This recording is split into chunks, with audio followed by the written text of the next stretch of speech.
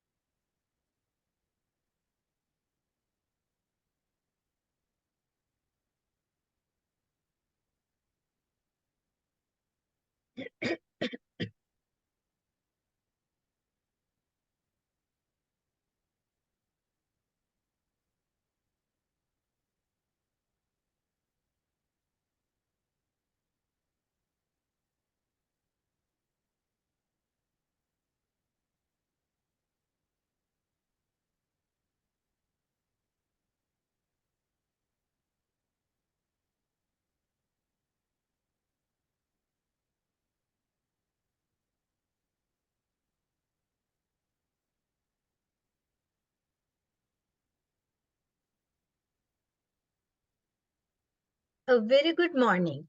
Program Quality Director, Distinguished Toastmaster Ganga Fernando, Eminent Resource Panel, Competent Toastmaster Niranjan De Silva, Distinguished Toastmaster Chrishanthi Emmanuel, Distinguished Toastmaster Piyakara Darshin, and my dear fellow Toastmasters.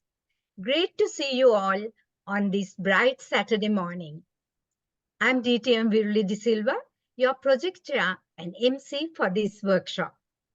For those who don't know me, I'm the Special Projects Co-Chair of PQD team, 37th President of the Colombo Toastmasters Club, and Administration Manager District 82 in 2021-22. Steve Jobs once said, if you're working on something that you really care about, you don't have to be pushed. The vision pulls you. Dear Toastmasters, you have made the personal commitment, sacrificing your Saturday morning by joining this special workshop today. It shows that you have a clear vision about your end goal. Good luck to all.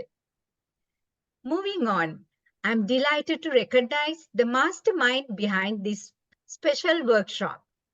It's none other than our Program Quality Director, Distinguished Toastmaster Ganga Fernando. On behalf of the Program Quality Director, I warmly welcome you all to the Speech Contestant Workshop, International Speech Contest. We, as District 82, have produced many champions in international speech contests. One semi-finalist, 2 finalists, and the pinnacle, the world champion of public speaking in year 2014. Toastmaster Dhananjaya Hettiarachchi. We are very proud of our own champions. Let's have a vibrant start to this program by watching the inspirational winning speech of the World Champion of Public Speaking 2014, our own Toastmaster Dhananjaya Hettiarachchi. Zoom Master, over to you.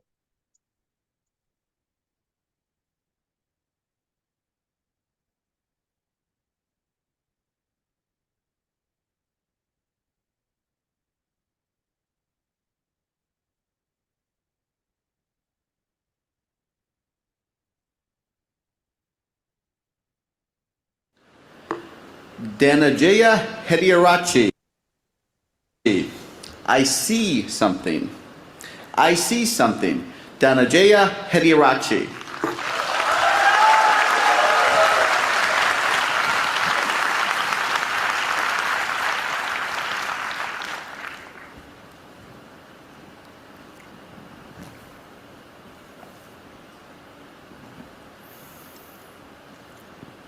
You and I are not very different from this flower. Just like this flower is unique, you are unique. All of us has something special that makes us as beautiful. do you know what makes you special? Now, the answer to that can be a little difficult to find, because sometimes life has a cruel way of picking out your petals, breaking you in two, and throwing you into the trash. And when you're broken, it's very difficult to feel special. Mr. Contest Chair, my fellow flowers, I can remember the first time I broke. I was 17 years old. I had already flunked high school and managed to get myself arrested. Now, I wasn't afraid of the cops, but there was one person I was very afraid of, and that was my mama. Raise your hand if you have an emotional mother. Let me see. Put them all together, you get mama. I can hear her scream outside the police station. Even the cops were afraid. She came up to me, held the iron bars, looked into my eyes, and I saw a tear coming down her face. Now, I've seen my mama cry before, but mothers cry 3 types of tears. Tears of joy, tears of sorrow, and tears of shame. And when a son sees a mother cry tears of shame, that's a life-changing moment. She looked at me and said, "Son, I want you to be a better man." That night, when I drove home, my dad was waiting for me at home. Now, my dad is a cool dad. Raise your hand if you have a cool dad. Put them all together, you get my dad. My dad came up to me and said, "Son, it's okay. You flunked your exams. You already got arrested. That's fine. You get that from your mother's side. I want you to start working immediately." And I said, "Okay." So my dad took me to meet one of his friends called Sam. Now, Sam was an accountant who had an accounting firm and had generously decided to make me his personal assistant. And there he was. He looked like a teddy bear. But this man was special. I looked at him and he looked at me. And then he said the most amazing thing. He said, "Son, I see something in you, but I don't know what it is. If you decide to work with me, I can help you find that something." And I was like, "Whoa, that's the first time in my whole life somebody has ever told they see something in me." And I started working for Sam. And every day after work, he used to tell me stories about the world, about history, about culture, about philosophy. And it was much more interesting than what I learned in school. And I discovered I can dream. And I started dreaming, ladies and gentlemen. After 1 year, I went back into high school, completed my exams, and went into college. After successfully completing college, I found a great girl, but not a job. I didn't know what I wanted to do with my life. Have you ever had that problem? And when you're lost, it's difficult to feel special. So I went back to my cool dad. And I said, "Dad, I feel lost." He said, "You are like your mother." So my dad introduced me to this strange club that had a strange name, with strange people talking. On the first meeting, they told me to do something called a table topic. I aced it. But while I was speaking, I see a strange man seated in the back row. Humble, simple. The unfailing quality of kindness in his eyes. As soon as I finished, he walked up to me, looked me dead straight in the eye, and said, "Son, I see something in you. But I don't know what it is. If you come here twice a month, maybe we can find that something. And ladies and gentlemen, I discovered I could speak, and I love speaking. And that led me to become a teacher. I know what it's like to not have enough money in your bank account. I know what it's like to worry when the bills start coming in. And sometimes, in the middle of the night, I wake up my beautiful wife and I ask her, honey, why did you marry me? She says, I saw something in you. But I still don't know what it is. Great inspiration. Ladies and gentlemen, today I'm a dreamer, I'm a speaker, and I learned the unfailing quality of unconditional love from my wife. I was broken, and I've been broken, lost, and broke many times in my life. But the people in my life were able to reach into the trash can and make me whole again. If it was up to me, I would have never been able to do that. And this is why if you have great people in your life, no matter how broke, how lost, or how broken you become, they can piece you back together. Ladies and gentlemen, when I look at you, I see something in you. But I don't know what it is. Over to you.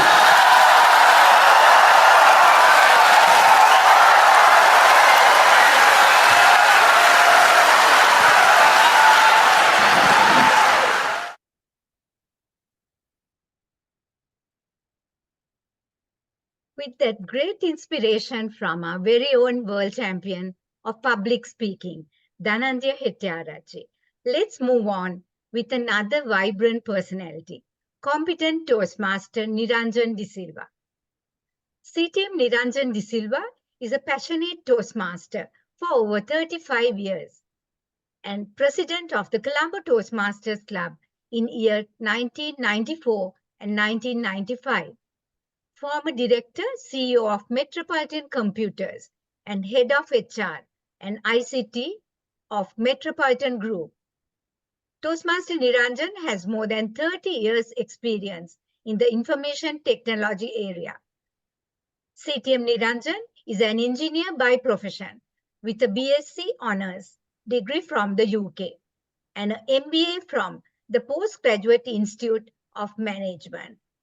He is a well-sought-after HR consultant and a renowned keynote speaker.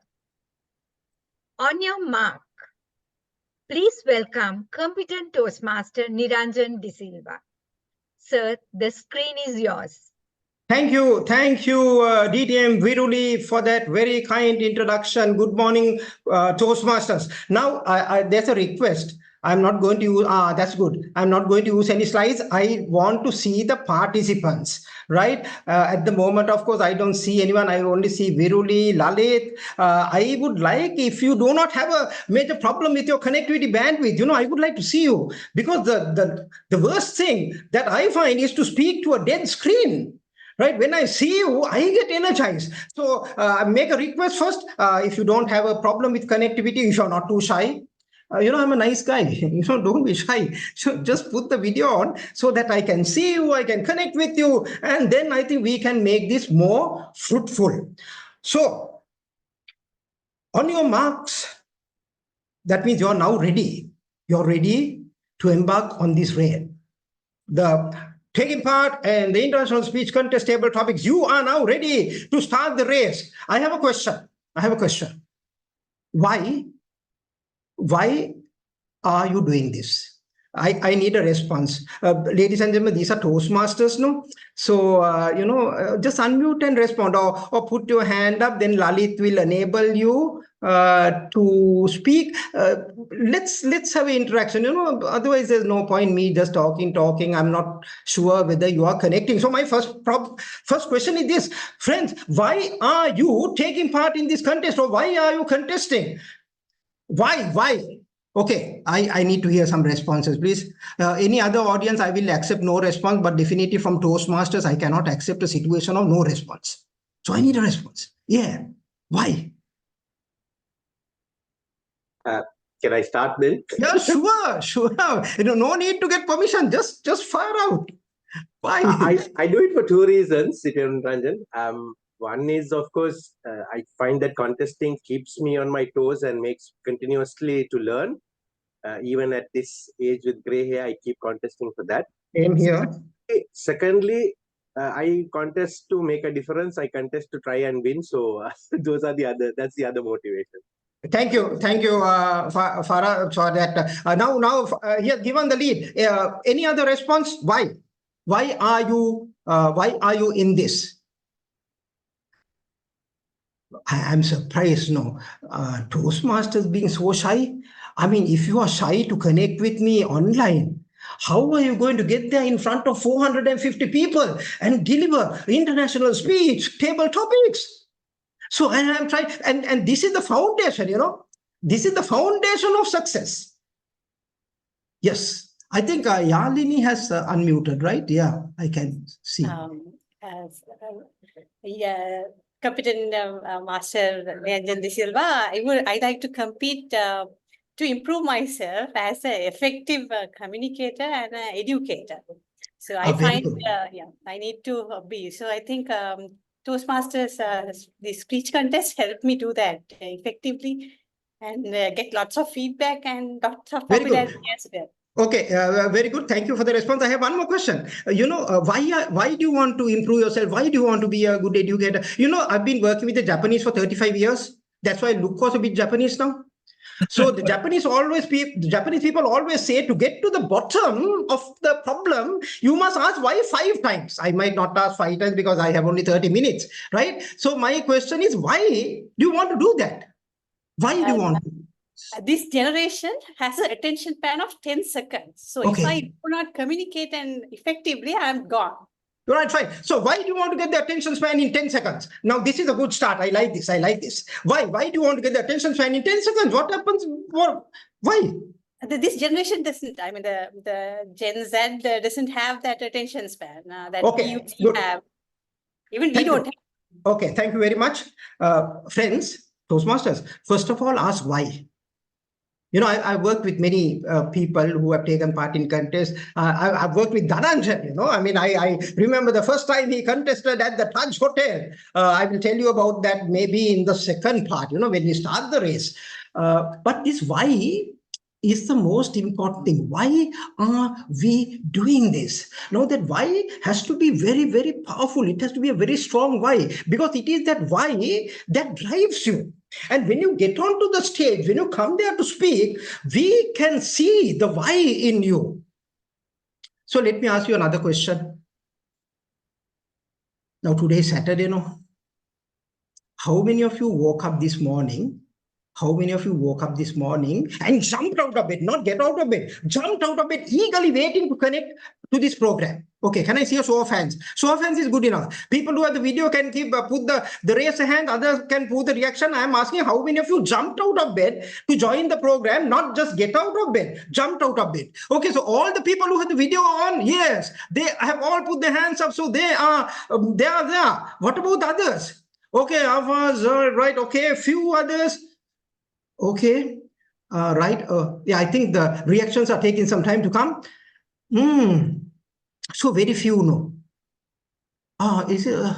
I thought my computer was very fast, because this is a computer, which was brought down by me to Sri Lanka many years back. Okay, fine. Okay, now enough, because Harvard University clearly says, for a question like that, don't believe a single response that comes after 5 seconds. No, now 5 seconds gone. No, now 5 seconds gone.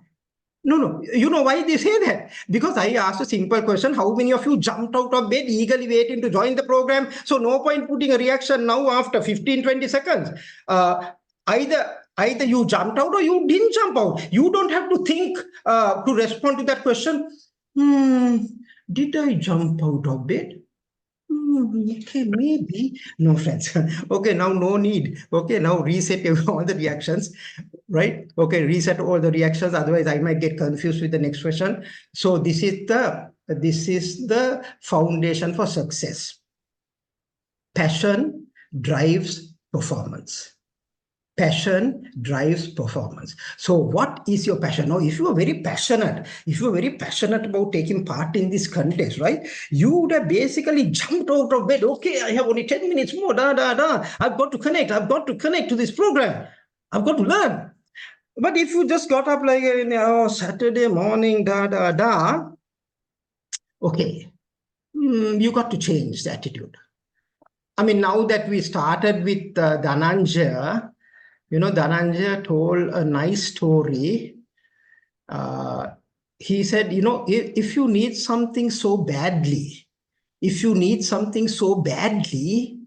the entire universe will help you to get it.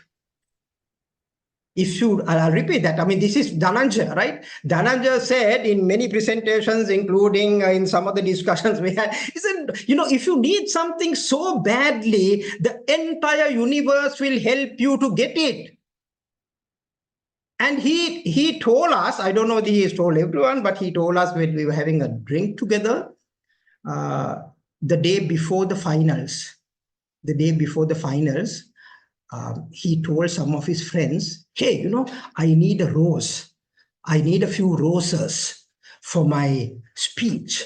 Can you please go and bring me some roses? He told to some of his close friends from his club. And of course, Dhananjaya, he didn't move out of his room. He was practicing the speech. I think he delivered the speech 350 to 400 times before he got onto the stage. So friends, if you want to be a winner, that is the number, right? 350 to 400 times he went through the speech, delivered the speech. He did not go anywhere out of his room. Now he's in the room practicing the speech because tomorrow is the International Speech Contest finals, right? But the roses didn't come. And he was thinking, where are the roses? And his friends are not contactable. Then around midnight, now he's practicing his speech. Around midnight, his friends come. Hey, Dhananjaya, how are you? Because this was in Malaysia. So his friends come around 12:30, like, very high spiritually. Hi, Dhananjaya, how are you? And where are the roses? Where are the roses? No roses. Can you believe? Entire KL, no roses. I mean, Dhananjaya was thinking to himself, my God, after working on this for so long, I don't have the roses. What am I going to do? He was so disappointed. He was so cut up, But he sort of made some small changes and he was ready to go. But he was thinking, why? I couldn't get the roses because if I don't have the roses, I don't make the same impact. So what to do? I mean, he was taken to the lounge of the hotel where the contestants are seated. So they were taken there, and then Dhananjaya, please take a seat here. Dhananjaya, sit down. And in front of Dhananjaya was a garland and a bouquet brought for the chief guest and the wife. A garland and a bouquet. And both the garland and the bouquets had roses. And that's how Dhananjaya got the roses. About 7 minutes before he got on to the stage, he got the roses. And he gave many other stories, but maybe I don't have time to share with you. And that's why he says, I mean, if you need something so badly, the entire universe will help you to get it. But you need to have that passion, and the passion and the why has to be very strong. Okay, so that's the first thing. Why? Passion. Second one, 6 P's. Proper prior preparation prevents poor performance. Prepare, prepare, prepare. The more you prepare, the better you will be. But don't memorize. Don't memorize. Because when you memorize a speech, you don't come out naturally. So what I say is, you memorize the flow. You have the flow, but let the words come at that time. If you have memorized the words, we can see that you are trying to now bring out those words, and then it becomes a bit artificial. So proper prior preparation prevents poor performance, but not to the level that you memorize. And the other danger of memorizing is this. Our brain works in a sequential manner. No? So you memorize and suddenly you forget a word or a sentence. Now the next few sentences don't come because the brain is stuck, because it works in a sequence. So never memorize, have the ideas ready, have a picture ready, and then practice. Word changing here and there is not a problem. Okay, so proper prior preparation prevents poor performance. I was making some notes here, 35 years with Toastmasters. 35 years with Toastmasters, what I have learned with regard to a speech contest. So it's all written here. So I want to sort of cover this within the 2 slots, Animax, and then when you start the race. So 6 please. The next one, the topic selection. Please select a topic that will grab the audience attention. Don't spell out your speech in the topic. Don't spell out your speech in the topic. Now, for example, I think the district had put this topic as how to prepare for international speech contest. So I said, that is my speech now. So I changed the topic to your marks. Because if they had come and said, now CTM Niranjan De Silva will speak to you about how to prepare for the international speech contest. And you will say, yeah, we know that, no? We know that he's going to do that. So my suggestion for a topic is, please make the topic like attention grabbing. When the topic is announced, the entire audience should be eagerly waiting to listen to you. So that's the type of topic that we need. Because when they announce a name and the topic and the name. So when they announce the topic, it should create some suspense and the audience should be eagerly waiting. So select your topic very, very carefully. But, okay, warning. Also select a topic which is very easy for people to pronounce. Because, there is a contest master, or madam contest master. Sometimes I feel these contest masters are struggling to announce the topic. And not only here, even in India, when we were part of India, sometimes they find it difficult to pronounce. So first of all, it is up. I don't know whether there are any contest masters here. Contest masters, if there are any contest masters here, before the event, please speak to the speaker and find out how to pronounce his name and how to pronounce the title of the presentation, because that is the first impression. If you get that wrong, we have a big problem. Or if you don't get it right the way it should be, then we have a big problem. 2 things, the name and the topic. For example, once I remember there was a topic like the extravaganza of life. The extravaganza of life. And the contest master came and said, next speaker gave the name, extravaganza of life. Okay, so I think it's up to the speaker also. Don't put a very complicated title. Let the title be very easy for the contest master to announce. There was another title in India, The Roses in the Hall. The Roses in the Hall. But unfortunately, the contest master announced it as The Roses in the Hall. Now we were wondering, wow, where are the roses really? So, ladies and gentlemen, these are real-time life experiences. So I'm talking with 35 years experience, right?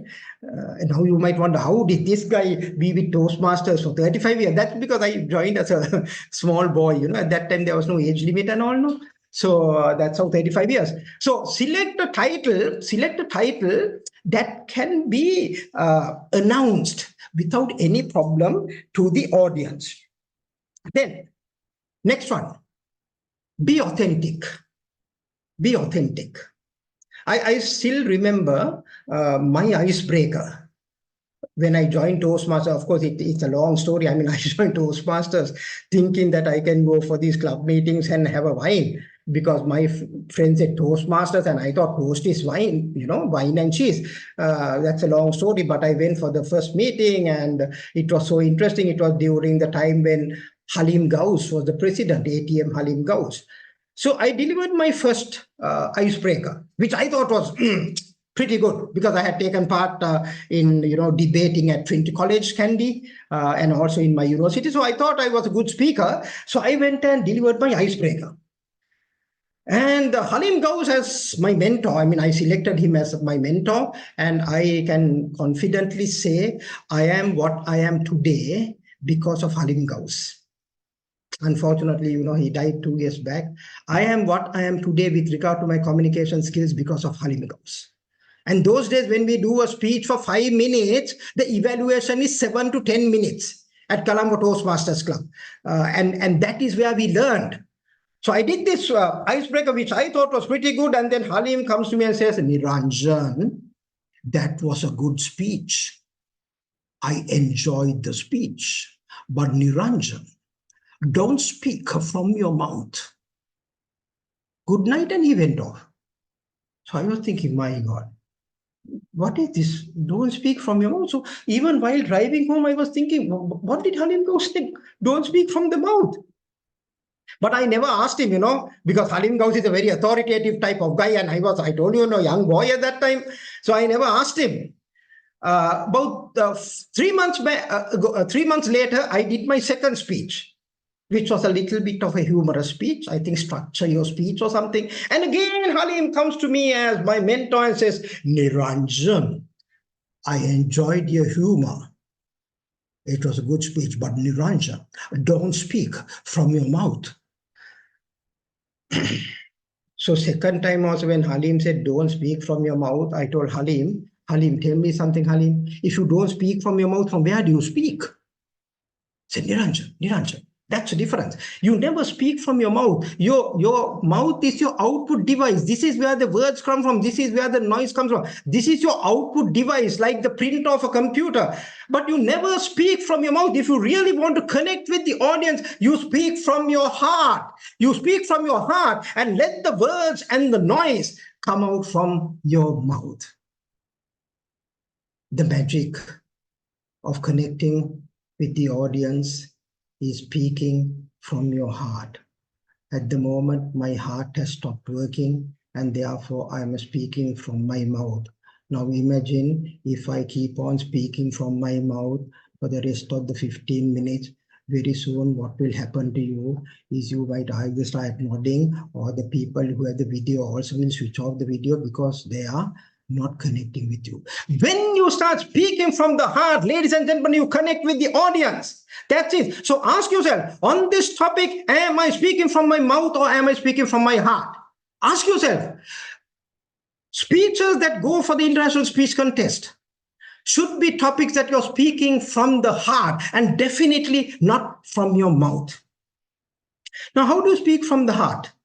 To speak from the heart, you must feel very strongly about the topic. It should be a topic that you understand inside out, and you're basically burning. You want to get this message through you, and therefore it will come out from your heart. So when you select a topic which is very close to your heart, not your mouth, very close to the heart. Because when you start speaking on that, we know that you're close, you're very, very passionate about the topic, and the message comes out very strongly. Of course, make sure that it's close to your heart, that's fine, but make sure it is of interest to the audience. Audience research is crucial for any presentation. And here you know the audience, no? It is Toastmasters, right? People who want to develop their communication skills, but their professions might be different. There might be doctors, engineers, lawyers, so students, business people, entrepreneurs. So it should be a topic which is of interest to all of them, even your judges. You don't know where the judges are from, what is their profession. So it should be a general topic which is of interest to the audience. Otherwise, even if you speak from the heart, the problem is you're not connecting with the audience. I went for one Toastmasters meeting many years back.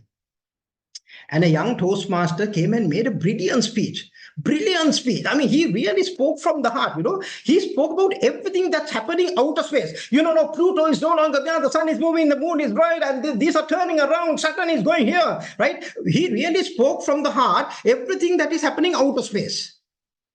Brilliant speech delivered from the heart. And then he came and asked me, Niranjan, how was my speech? I said, one thing is sure, you really spoke from the heart. I could see that. But the only problem is, I am here living on earth, no. I find it difficult to understand what is happening here on earth, leave alone trying to understand what is happening outer space. Now that is the problem. This guy is so passionate about outer space. Am I passionate about outer space? No. So then you have a connection problem. So it should be a topic which is relevant to a general audience. So now you select a topic which is very close to your heart and relevant to the audience, and then you start preparing. Some people like to write the entire speech, now computers are there. You can create your own speech. And you can write your speech, or you can draw a memory map. I personally can't write a speech because I'm a very impatient guy, But a lot of people have told me, Niranjan, I think if you really want to take your speeches to the next level, write the speech. I ask, why do you want to write the speech? They say, unless you write, you can't edit it, which is a fact. Now, if you write, you can edit, you can delete some word, you can change it around. But, I just can't write. I mean, I don't have the patience to write. So I do a memory map, and that's how I deliver my speeches. But maybe one day I will write. So for a international speech contest, I think it's better to write the entire speech so that you can edit it, right? So you write the speech, practice the speech, keep on doing, and then comes Kaizen, the Japanese technique of Kaizen. Every day, do a small improvement. A small improvement, not a big improvement, a small improvement. The problem is, Sri Lankans, we don't believe in doing small things. No? We want to do big things. And then it's so big, we don't do it. So what the Japanese people say, do it in small bits. When you do it in small bits over a period of time, it goes a long way. Okay, so I have a technique for you. To perfect your speech. Right? Again, this I learned from the Japanese. Go through your speech. Just before going to bed, the last thing that you do before going to bed is to go through your speech. Then you go to sleep. Now, when you go to sleep, there are different stages of sleep. When you get to that deep sleep mode, the brain cuts out everything. That's happening outside, and the entire brain power is focused on that one thing. That you were focusing on just before you went to sleep. And the brain, when you get up in the morning, the brain will give you an idea. Okay, change this. Bring this new idea in. I mean, I still do it. I learned this from the Japanese. Of course, the Japanese do it in a slightly different way, What they do is, if they have a very important decision to be taken, what they do? Just before going to sleep, they'll go through the entire contract or the entire project, and then they go to sleep. When they go to sleep with 2 dumbbells in the hand. The 2 dumbbells. Why do they go to sleep with 2 dumbbells? Because until you get onto the deep sleep mode, you can hang on to the dumbbells. But when you get into the deep sleep mode, you cannot hang on to the dumbbells. The dumbbells fall on the ground. And then most of the Japanese houses, they have wooden floors. So when the dumbbells fall to the ground, for the weight has gone off your hands, and for the noise that was created from the dumbbells falling on the ground, you wake up. You wake up. And at that time, they have a small notebook. They have a small notebook by their bedside, and they make a note. What is your brain telling you at that time? Your brain cannot give a better decision than that. That is the best decision your brain can give, because the brain has cut out the entire outside and connected on this one thing that you were focusing on before going to sleep. So I still practice it. Of course, I don't carry dumbbells, problem not to carry dumbbells at home with the wife and all these people. So I don't carry dumbbells, but still I use this technique. So what I do is sometimes I keep the alarm at about 3:30, because 3:30 is the time my brain is stage 3 sleep. So alarm goes at 3:30, and then I get up and I make a note. What is my brain telling me at that time? Because by the time you wake up, you might forget, right? So use a technique and then get the best. Okay, so start practicing, and then you practice and get your first impressions right. I think earlier they were saying first impressions are within the first 11 seconds. Now they have reduced it to 9 seconds. So friends, you have only 9 seconds to make a good first impression, right? This research has been done both at Stanford and Harvard. So first thing they say, first impressions are made within the first 9 seconds. But the second part of the research is more relevant, or it's stronger, because it says first impressions are made within the 9 seconds. And then second part of the research is, if you get your first impressions right, even if there are minor glitches, it is not noticed. However, if you don't get your first impressions right, however much you try, the impact will not be the same. So friends, that is serious. This research is serious. This research basically says you make or break yourself. You make or break yourself within the first 9 seconds. So how are you going to create a 9 seconds, right? You have now prepared, you have practiced, and now when you walk on the stage, you have to prepare the 9 seconds so that you grab everybody's attention. And one more thing before I wrap up the first part, please remember, when you speak in a message, there are 3 flavors. 3 flavors to public speaking. First flavor is the informative flavor. With informative flavor, you touch the person's brain. Second flavor is the emotional flavor. With the emotional flavor, you touch a person's heart. And the third flavor is the humorous flavor. So those are the 3 flavors of public speaking. And if you analyze all the world champions, within the 5 to 7 minute speech, friends, they have all 3 flavors. So that's something that you've got to watch. So it can't be only information, and nothing but information. It can't be only emotions. The ultimate speech that you will deliver, in my opinion, is if you can get the audience to think, if you can get the audience to cry, and if you can get the audience to laugh, all within 5 to 7 minutes, friends, that is the ultimate speech. So what does it mean? That means a mix of the 3 flavors.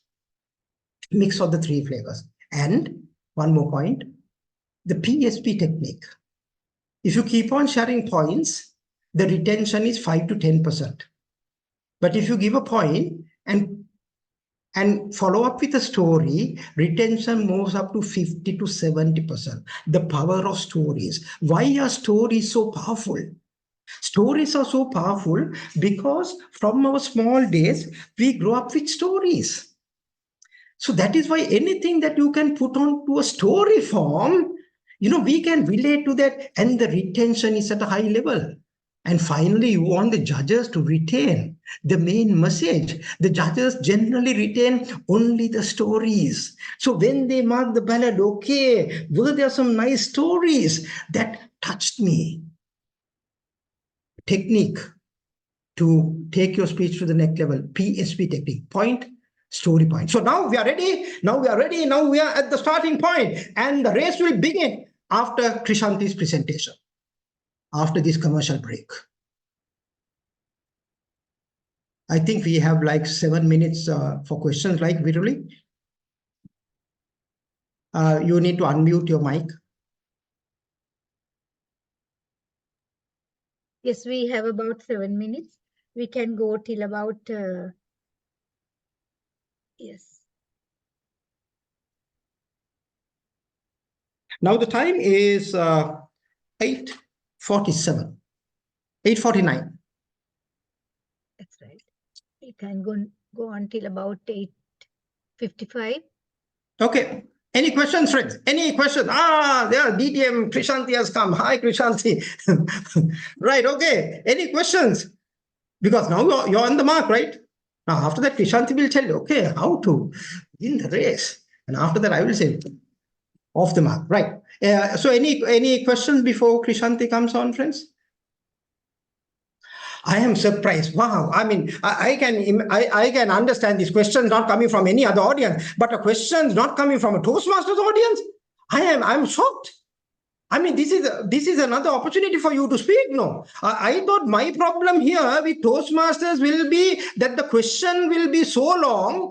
I might have to say, hey, we have only 3 minutes for questions. I can't take one question which is 3 minutes long. But this is a completely different audience. No questions. Any questions, friends? Just unmute. DTM Viruli, is the Zoom master allowed to ask questions? Anyone, at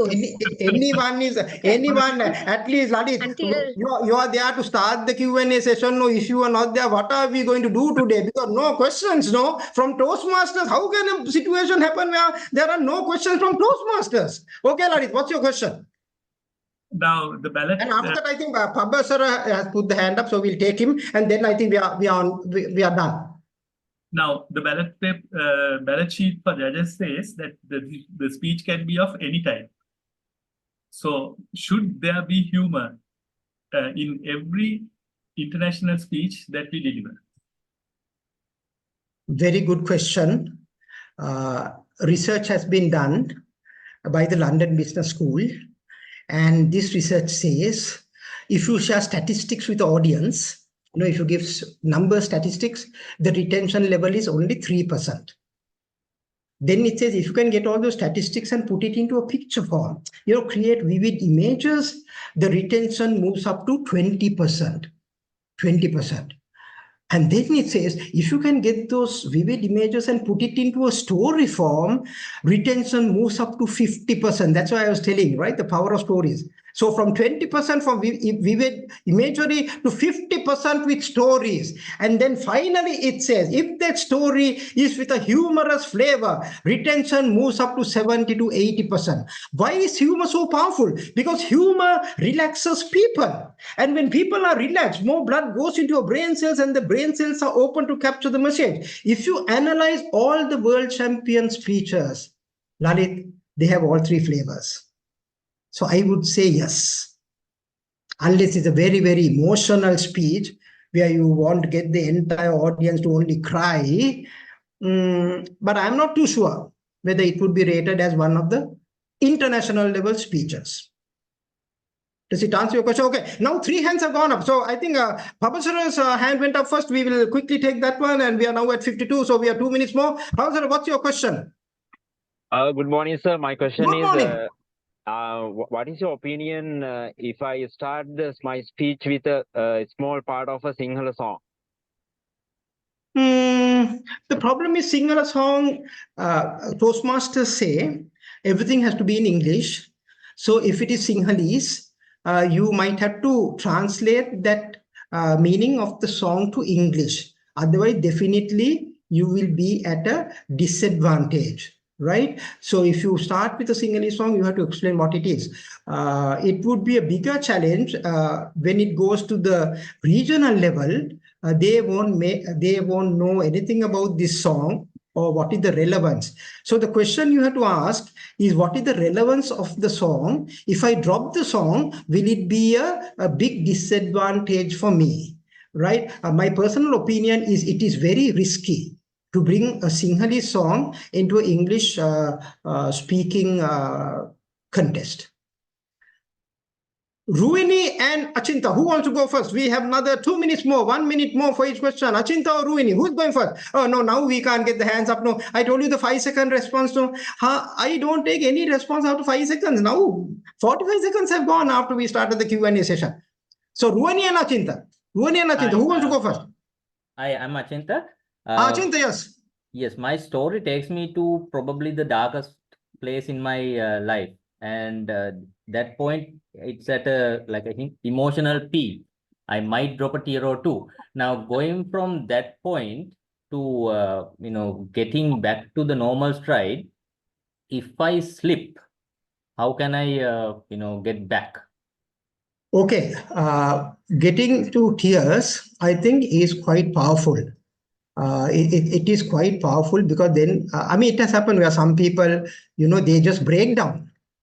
They just break down. One of the top politicians called and asked, Niranjan, can you tell me how to break down, man, in a political speech? Now even the politicians want to just break down and cry because they say they can connect with the audience. That is very powerful, but you have to control yourself, because suddenly if you become speechless after this emotional thing, if you are unable to continue, then it might be considered as an abrupt ending.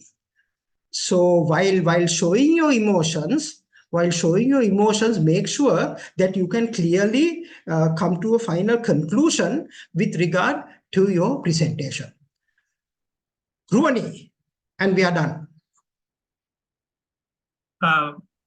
DTM Niranjan, just for your info, Faraz is there and Abbas has sent a message on chat. Oh yeah, but chat I didn't read. Lalit, can you tell me what is on the chat, because I can't be reading and talking, no? This multitasking doesn't work. Focus. So when I focus on the screen. I can't be reading messages. But I think Ruani put the hand up, no? Yeah. So okay, over to you. Ruani, are you there? Ruani Rubasing. Okay, maybe only Ruani's hand is there. So we'll take the. Ruani is there. Ruani. Maybe CTM Niranjan, I think my hand was also up, but it's not visible because the same sorry. my background. Yeah. Okay. Tell me, you have a question? Yes, sir. Speaking and drama. How do we distinguish between these two when it comes to contests, sir? Well, I think it's an excellent question. I was going to cover it in the next part. I think I'll cover that in the next part, because that is in the agenda for once you start the race. Very good point, and I'm going to cover that in detail in the second part. Right, Lalit, what are the questions? Yeah, what are the questions that came? Do you think that having an excellent opening, should I give out the core idea through a question to the audience? The question is not very clear, but I think what he's asking is whether the core idea should be given. Yeah, I think I know what the person means. Is it okay to start with a question? It's good. When you start with a question, you basically grab the audience attention, but don't expect an answer, right? You ask a question, pause, look at everyone. Look at everyone. Nobody will want to look at you because they don't want to respond. But it's a good technique to connect with the audience as long as the question is directly relevant to the message that you're going to deliver in the speech. What is the next one? Yeah, Ruani.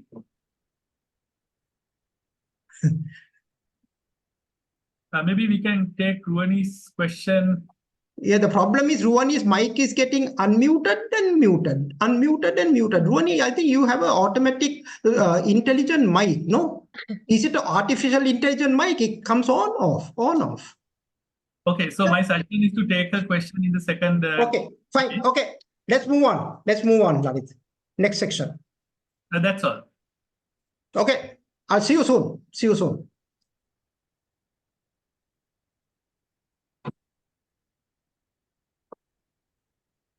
Why passion drives performance. 6 P's. Get your first impression right. Story point. What a great start to this workshop. Brilliant take-home ingredients for a speech contestant. Thank you, competent Toastmaster Niranjan De Silva, for your valuable insights. highlighting the importance of being clear on your objective as a speech contestant and how you should prepare for it. Your wisdom added a great value to our future contestants.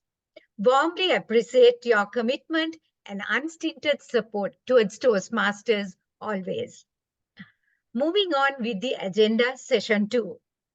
For speech contestants, it is very important to know what to say and how to say it in your speeches. Distinguished Toastmaster Chrishanthi Emmanuel is ready to guide you through this valuable, vital area for the next 30 minutes.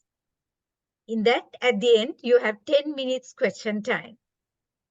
Distinguished Toastmaster Chrishanthi Emmanuel has been a Toastmaster since year 2001. She is the president of Colombo Toastmasters Club in 2005-2006 and also the charter president of Pinnacle Advanced Toastmasters Club, the very first advanced Toastmaster club in District 82. In 2006-2007, when Toastmasters District 82 was first set up in Sri Lanka and India, DTM Chrishanthi was one of the very first area governors. Since then, she served in various Toastmaster leadership positions at area, division, and district levels. She also served as the district chief judge in year 2019-20. She also served as a mentor for the Colombo Gavel Club.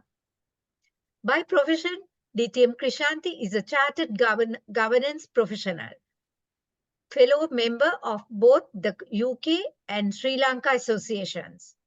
Formerly, she worked at Aitken-Spence and Company PLC and LOLC PLC, where she was the group company secretary. She is now working on her second career as a trainer. Please welcome Distinguished Toastmaster Chrishanthi Emmanuel. Over to you, madam. Thank you, Viruli, and good morning, ladies and gentlemen. Mr. Zoom Master, would you enable me to share my screen?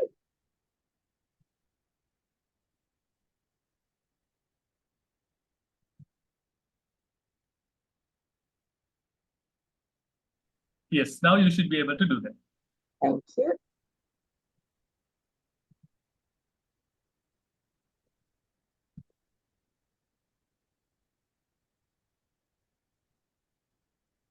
Right, so I hope all of you can see my screen. As you can see, and as Niranjan explained a little bit at the beginning, I'm going to be talking more about what to say and how to say it. Some of the things I say will, in a sense, overlap a little bit with what Niranjan said, because it's kind of a seamless process. When you become a contestant and you think about making a winning speech, there are some of these things which kind of flow together. And you might find some of the things I say were already said by Niranjan, or some of the things I say might even be carried forward to the next session. But let's look at this, what to say and how to say it. Now, there were 3 shops. We might be fairly familiar with this if you go towards PETA or some places like that, where you have shops literally next door to each other, just basically side by side. And these 3 shops, there was a competition going on between the 2 shops on the 2 sides, where you can see the blue boards. Because there was a competition for the customers, each shop tried to advertise and make itself more attractive than the other. So one shop would say, for instance, discounts available. Immediately the next shop would say 50% off if you're a lady. Then the first shop would say, buy 2 and get the third one free. And then the next shop would say, come in on Fridays and you get a special on all the items marked with a dot. And while this competition is going on, the little shop in the middle thought, let me see how I can actually get customers to come to me. So while these 2 shops were putting all the advertisements about bonuses and discounts, he put up a very simple advertisement on his shop. And the advertisement very simply said, this is my front door. Thereby, he actually told his customers the most important thing he had to say, which was, this is how you enter my shop. Now, there's a picture of a gentleman on the screen here, bottom right-hand corner. How many of you can identify this gentleman? Would you like to please unmute and give me his name? Dr. Dilip Pabesekar. Thank you, Farhas. Dilip Abeysekara, as many of you would know, was a Sri Lankan-born gentleman living in America now, who was president of Toastmasters International. And he once said something which I remember to this day, so many years later. He said, when you go to a speech contest, go with the idea of sharing a message with the audience. If you have a message to share with the audience, whether you win or whether you lose, you have actually won because you have shared your message. And he talked about how after his contest, he came second in 1992 in the World Championship of Public Speaking. He said people would come up to him and talk to him about how his message touched them, how it affected them. And he said that to me was a wonderful feeling. Whether I got the trophy or not, I knew I had actually touched people. Now, it's been a long time since I contested, but I know that when I did, I also had people coming up to me and saying, Chrishanthi, what you said, in fact, one lady said to me, it's going to be so relevant for my work from now on. And that gives you a great feeling, okay? Maybe those of you who contested before, you've already had this feeling, but it's great to know that what you're saying is impacting people. So the question is, before you start anything else, have you got a message to share? Think about that very clearly. What is your message? Niranjan also talked about that, and he talked about having passion, and that's great. Look at your message and say, do you have a message to share? Now, they say that if you have a message, if you can't say it in one sentence, you cannot actually bring it out even for an hour. So once you have got your message in your mind, see whether you can actually lay it out just in one sentence. That's very important. And when you do that, you will find that you yourself realize, okay, this is not very clear. Okay, I need to refine this a little further. Okay, this is not maybe very, I'm kind of confusing the audience here. Some of you might even have got this feedback at your club level from evaluators. I have sometimes said this to speakers where I have said, look, I felt you had two messages coming together and I wasn't sure what exactly you were trying to say. I know that when you're a speaker, and especially if you're someone who loves contesting, you probably are boiling over with so many things you want to say. And that's wonderful. But remember, you have 5 to 7 minutes to make a huge impact, to be the best speaker. So bring it down to that one message, which you can sum up in one sentence. And first of all, pin that down. What is the message that you have to share? Pin that down very clearly and firmly. This is a quote I came across well over 20 years ago when I was preparing to do a vote of thanks at a big event that the Colombo Toastmasters held annually. And I came across this and I thought how wonderfully it says what I want to say. You can speak well if your tongue can deliver the message of your heart. I heard this recently at a contest where I was sad to see that the contestant didn't actually give credit to the person who originally said these words. So many people didn't know it was a quote, but it is a quote. And this is what I would like you to remember. This is a measure of whether you can speak well or not. It's a way to see whether you can speak well or not. Can your tongue deliver the message of your heart? It's a little bit linked in a way with what Niranjan was saying. Halim had said to him about don't speak with your mouth. Your tongue is merely the tool. It's the tool you're going to use, but the message comes from your heart. So once you've thought about your message, once you've got it very clearly down into one simple sentence, now you work on how you can bring that message from your heart and deliver it out through your tongue in a way to impact the audience. So select a topic. Now, Niranjan also touched on this, and I want to again rephrase it in this fashion. I want to say, pick a topic that has universal appeal, or at least give it a universal perspective. I have been to several contests as a judge, sometimes just simply as a spectator, and I have watched a lot of young people come on stage, and they talk about all the pain they suffered with their first love affair, or how they were rejected by their first girlfriend.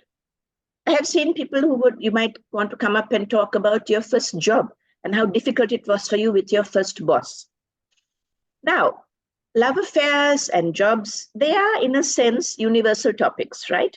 All over Sri Lanka, all over the region, all over the world, human beings, people, men and women, they are facing this situation, a love affair, being rejected, struggling with the boss at work, all of that is true. But I want you to keep in mind the fact that the audience you are addressing is of different ages and stages, male and female, and they would have gone through a lot of this as well. So if somebody is trying to pick the best topic, they would look for which topic is most relevant to the people sitting in this audience now. So if there's somebody else there who, for instance, is talking about the fact that when the whole world changes, like with COVID, if we don't change along with it, we're going to be left behind. Now, that is a topic that also has universal appeal, that is actually going to speak to the ears and the heart of everyone in the audience. Whereas something like a failed love affair, the first job, yes, the initial stage, people might listen and think, ah, yes. But those who have now gone past that stage, those who are now happily married, those who are now CEOs at their level, this part of it is now history. And so for them, it's simply like maybe listening to a young daughter or a young niece or nephew talking about that part of their life, which is interesting, but doesn't really say anything new to them. Unless, that's why I said, give it a universal perspective. If you are young, there's nothing you can do about it, right? You cannot automatically age 30 years just for the contest. But what you can do is acknowledge the fact that you are young, recognize it, and show to the audience that you understand it. So you might, for instance, say something like, there are many of you in the audience who might have gone through this some years ago. This is no longer true for you now. Many of you might have moved on, but perhaps you still remember the pain. And then you could add that universal application by saying the pain of rejection is very hard for a human being. Whether it's that first love affair, or whether it's later when your son chooses a girl who doesn't really want you as a father or mother-in-law. So you take your story, which is your own story, which is the thing you're passionate about, the message that will come from your heart, but respect the audience enough to say, look, I want to make this something that you can also relate to. You are older than I am, you've been through more than I have, but would you agree with me that this part of it is true? When you can do that and you build that link, that connection with everybody in the audience, showing that you know there are differences, but also showing, look, this is how I know, this is something we all share, then you have a topic which will make everybody want to sit up and listen. And that is very, very important. I want you to remember that at a contest, you are not being evaluated, you are being judged. So the evaluators are not going to sit there and think, these are the positives, so it kind of offsets the negatives because there's a little bit of both. No, their job is to pick the best speech, the top 3 speeches. So if yours does not fall into that category for any reason, they would think, that was a good beginning, but not really one of the best. Now, I have sat at contests with senior judges, and I have sometimes said something like, wow, Yusuf, that was a great speech, eh? And distinguished Toastmaster Yusuf Jivanji would say to me, okay, but what did he really say? So that's why it's very important when you get this topic to think in terms of everybody in the audience. You have the advantage that you belong to a Toastmasters club, right? I'm assuming that your club has mixed membership. You have male and female, young and old. So you can try it out there. Talk to each of those members almost as if you are talking to them alone when you're looking at the audience and think, okay, that Toastmaster there who's so much older and a different gender than me, am I clicking with him? This Toastmaster who is much younger and has a totally different worldview from me, can I still find some connection with her? That is very important because your topic has to have that universal appeal or at least that universal perspective so you can click with everybody in the audience. And remember, judges are representatives of the audience. So no judge is going to think, I didn't like it, but maybe the audience liked it. A judge is going to say, I am a member of this audience. If I didn't like it, therefore, this person is not getting to the top 3. I'm not going to think others liked it, but I didn't. That person should have spoken to me as a member of the audience. If I didn't like it, I'm sorry, it's not in the top 3. So think about that very clearly. As much as you're passionate, once you have your message, even if you want to stick to your message, at least give it that universal aspect. Let me give you another example. Let's say your passion is to go up in an air balloon. And so you talk about how you researched, you tried to find out where you could go on an air balloon. At one time, there was some in Dambulla. You thought, okay, now I have to get to Dambulla. How do I get there? You find the man who had the balloon. He said, I no longer fly it. There's no foreign exchange to get the gas for the balloon. Then you say, please, I really have to do this. Then you suddenly find that he got some money. So it's now 2 years later. You go there, you go up in that air balloon. And your speech is all about that. You talk about the wonderful view from the top. And then you end by saying, and that was the story of my actually being able to achieve my dream of going up in an air balloon. Lovely, wonderful speech, might have been very nice, but the audience is thinking, okay, so, I really have no head for heights. I have no wish to go up in an air balloon. Or they might think, okay, 7 minutes of my life wasted because I don't really, what do I care about air balloons? So you have slightly missed the mark there. What you could have done was to have shrunk that story down to maybe 4 minutes and spent the remaining time talking about how, when you are passionate about something, as Niranjan said, when you really want something, the universe will conspire to give it to you. And you could bring that in as your main message, saying, this seems so unbelievable, so unreachable, so impossible, but I did it. And this is why I want to say that actually, when something means that much to you, you put your heart and soul in getting it, and you somehow try to achieve it. How great if we could do that with all the things that really matter to us, or something like that. So you pick something you do want to talk about, the message you have, your passion, but you give that universal flavor to it so that everybody listening, audience and judges, can connect with you and appreciate your topic. I did some research onto the last 5 winners of the International Speech Contest. Here's the guy who won in 2022, Cyril Junaid. And he talked about how he hated his name and he tried to disguise what it was until he was much older and met somebody else with a very unusual name also. And then he realized that, being different doesn't have to mean you get very worried and you try to blend in with everybody and all of that. And the punchline more or less was how you are different because you are special. Now here, the story was his own story, his own personal story from his country, where he went next. None of us can share that. But the message he brought out at the end was that universal thing. Because many of us might feel that way, right? We are different because we don't look like other people. We're not qualified like other people. We speak differently. And so we are very worried about trying to blend in. And then he says, no, what matters is you're different because you're special. So that's how he actually brought this universal appeal to his own particular passionate topic.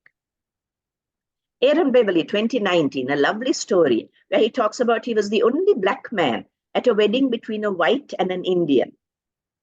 Again, a story that none of us maybe can say would happen to us in that situation. But the message was, I was so different from either the blacks or either the whites or the browns, but they loved me and accepted me as a family member. So again, a unique story and a story which maybe is something none of us will ever go through, but it had that universal appeal, that universal perspective that we can all click with, that we can all share, and we can all hold on to as a message. Right, so we've got now to how you're selecting a topic. Let's go a little further into that. Many years ago, there was a Toastmaster who did a session on this, and she said, when you're making a speech, can you come up with a brand new topic, something no one has ever touched on before? And everybody in the workshop thought about it for a bit, and they looked around and they discussed, and then finally they said, little difficult to come up with something absolutely brand new. And she said, I agree. She said, most topics have been done. Most ideas, most themes have been done. But she said, what you should do is to put your own unique touch to it, because that is something that no one else can do, that no one else has done before, and which only you can do. So when you're trying to select a topic, don't worry too much about thinking, okay, now I really have this good story, this good example, this good lesson from my life. But, I feel that it's something which is often said, I want something brand new. Well, that sounds wonderful. And of course, I welcome you to continue to think about it. But do remember that you may not be able to come up with one. And also, it's not so critically necessary. What is important is that your message is fresh, has a fresh look. And it will have that because it will have your own unique touch. So where you need to focus is on how you bring your unique touch to this topic. So I picked just a couple of very basic examples. Courage is not lack of fear, but rather going ahead in spite of fear. Let's say that's your message. And you might think, yeah, this is kind of, this has been talked about, people know this, and that may be true. But maybe you have your very own story. For instance, I know when I was first starting to learn to drive, I was so scared. I was worried about everything. I was worried about the cars beside me, the pedestrians, the bicyclists, the pavement. I was worried about everything. And I remember the first day I went to work, that I drove all alone in my car to work. I can tell you I drove 5 kilometers on first and second gear. And my mouth was so dry. When I got on at office, I realized my mouth was so dry. I was so fearful, so fearful. And a man in my office said, you know what you need to do? You need to have an accident. If you have an accident, after that, all these fears will disappear. So I might pick something like that. The theme is still the same. It's not lack of fear, but going ahead in spite of fear. And I might talk about the fact that this was my fear. This was my fear, but how I faced it, how I struggled. I was not a great success. It took me some time to work through it. But eventually, later that year, when my mother fell ill and was diagnosed with what might have been cancer, I thanked God that I had learned to drive, because I was able to take her back and forth from home to the hospital without having to worry about cabs and three-wheelers. So it's kind of like my own unique story. It's a fairly, you might think, a common theme, but it's my own unique story, my own perspective to it. And yet I can connect with some of you, because I could bring in the point that we all have fears, and that when you faced your fears and got through it, the satisfaction you feel and the way you feel when you know you've been able to conquer that fear. Another example, a journey of 1,000 miles starts with a single step. Again, a very common topic, and you might think, I really want to share this message because that is my story, that's my truth. And yet it might seem so cliched. But think again about the fact that how do you connect with your audience? How do you make this relevant to every man and woman, young and old in the audience? By sharing your personal story. So it might be something like how, for instance, you wanted to learn a new language because you thought to yourself, my friends, when they get together, they talk this language and I can't enjoy the jokes that they crack. And they try to translate it for me and they're very nice, but I'm not getting it. And how you slowly start by maybe meeting with a neighbor, then you go to the shop and you try to use the language there. And you can share that. You can talk about what drove you to take this journey, how that single step was so scary, but how you did it. So you have a common theme, but you have your own unique story, and look for a way to connect up with everyone in the audience. Winner of 2023, Jocelyn Tyson. Title was, Have You Been There? And she talked about how very often we have two warring sides in our ears. One which says, yes, you can. One which says, are you kidding me? You definitely can't. Now, that was a common story. It's a common idea, you might think. And she brought her unique story of how she was doing the Ironman challenge, cycling, running, swimming.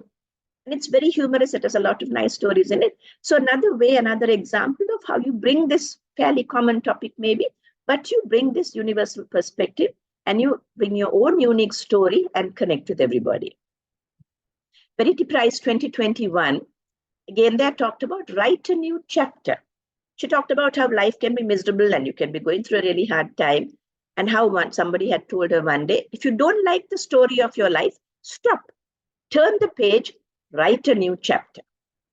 So again, what you might think is a common theme, that of forgetting the past, starting again, making a new start, making a difference. You could put it in many different ways, but she brings her own unique take on it, her own life story, and then she connects it with us and says it's never too late. You can always start to write your own chapter. So those are examples I would like to share with you of how you select a topic that, while it may not be entirely new, has to have that universal appeal and a universal perspective, so you don't exclude any part of your audience from that. Now I'm going to talk about these as being accessories to a speech, because these are not fundamental maybe. And I want to talk to you about whether it should be an informative speech. Now, I went to a speech contest once and I was very surprised to hear this Toastmaster give us a purely informative speech. I realized that this Toastmaster was very educated, very knowledgeable, very intelligent, But at the end of the speech, I thought to myself, I really don't know what you were trying to tell us. Was there a core message? There was a lot of information, but we're not going to be able to use that information in our personal lives. And I don't know whether you were just maybe delivering a lecture almost, but we got nothing out of it. So it's a bit, Niranjan also mentioned that fact that you need to have the 3 flavors. Humor obviously is a great thing. Any international speech contest winner has humor in their speech. Also, you need to have the stories. And if you have an informative speech, it's very difficult to bring in a story, to bring in humor. That's very difficult. And when you don't have those as like accessories, it's difficult to beautify the speech. Now you can say the little heart at the bottom, I've done that to show that somehow we need to connect with an audience, right? So pure information doesn't help us to connect at all the different levels of a human being. So I've said a winning speech will have a blend of facts and figures, stories, humor, and an unforgettable message. An unforgettable message. Now I know Dhananjaya is our very own person, and therefore we feel that we know his speech, maybe all the more so because he's ours. But really his message was about how if somebody sees something in us, even if they can't define what it is or pin it down, just the fact that they seem to recognize something of value in us makes us want to do better. So that unforgettable message has to be there. If you think of those speech contest winners I showed you, the thing about, you can rewrite your own life. You can be different, but you can be unique. There is that unforgettable message which we carry away with us. And you've got to have that in your winning speech. So it's a mix of facts and figures, humor, stories, and the message. I had already prepared this presentation. Don't leave the audience feeling down. And I was very intrigued because one of the questions the speaker asked Niranjan was, what happens if I break down? My speech is very emotional. Now, I think emotion is a very strong connector, as Niranjan said. But I have to tell you, from the perspective of a judge or even an audience member, it's difficult to feel good about a speech that makes you feel bad. So if you've listened to a speech which upsets us, which makes us feel sad, which brings us down, it's difficult to then say, oh, I think that is the best speech I heard today. It's difficult to feel that. Now, I agree that many of our speeches might begin with that horrible experience we go through. Whatever that speaker was facing, I feel sorry. But of course, you can turn that into a wonderful contestant speech. But my recommendation to you would be never end your speech with the audience still down there. Don't leave them feeling down. You could start with that horrendous story, and many winning speeches actually start by talking about difficulties the contestant went through, the hard times they were going through. But there is a small turn at some point, a turning point, something somebody says or something which happens, and there has to be an upward movement. So the audience has to feel, oh, that was so bad. And I know what that's like because I was been there. But there has to be that upward movement which comes up. And so that when you finish the speech, the audience thinks, wow, victory. There has to be a sense of victory, a sense of having won, sense of having overcome. And for any audience member who's also going through the hard time you're going through, they have the joy of knowing that, wow, that person got out of it. So I think I can as well. So it's another way, a great way of actually inspiring and motivating. You can go through any hard time, but my strong recommendation is don't ever end your speech with the audience still feeling very depressed and very down. It's very difficult to say that's the best speech I heard if it left me feeling really bad, really sad and miserable. Now, attitude, apart from your accessories, attitude is also very important when you're making a speech. So I've said here, don't be judgmental.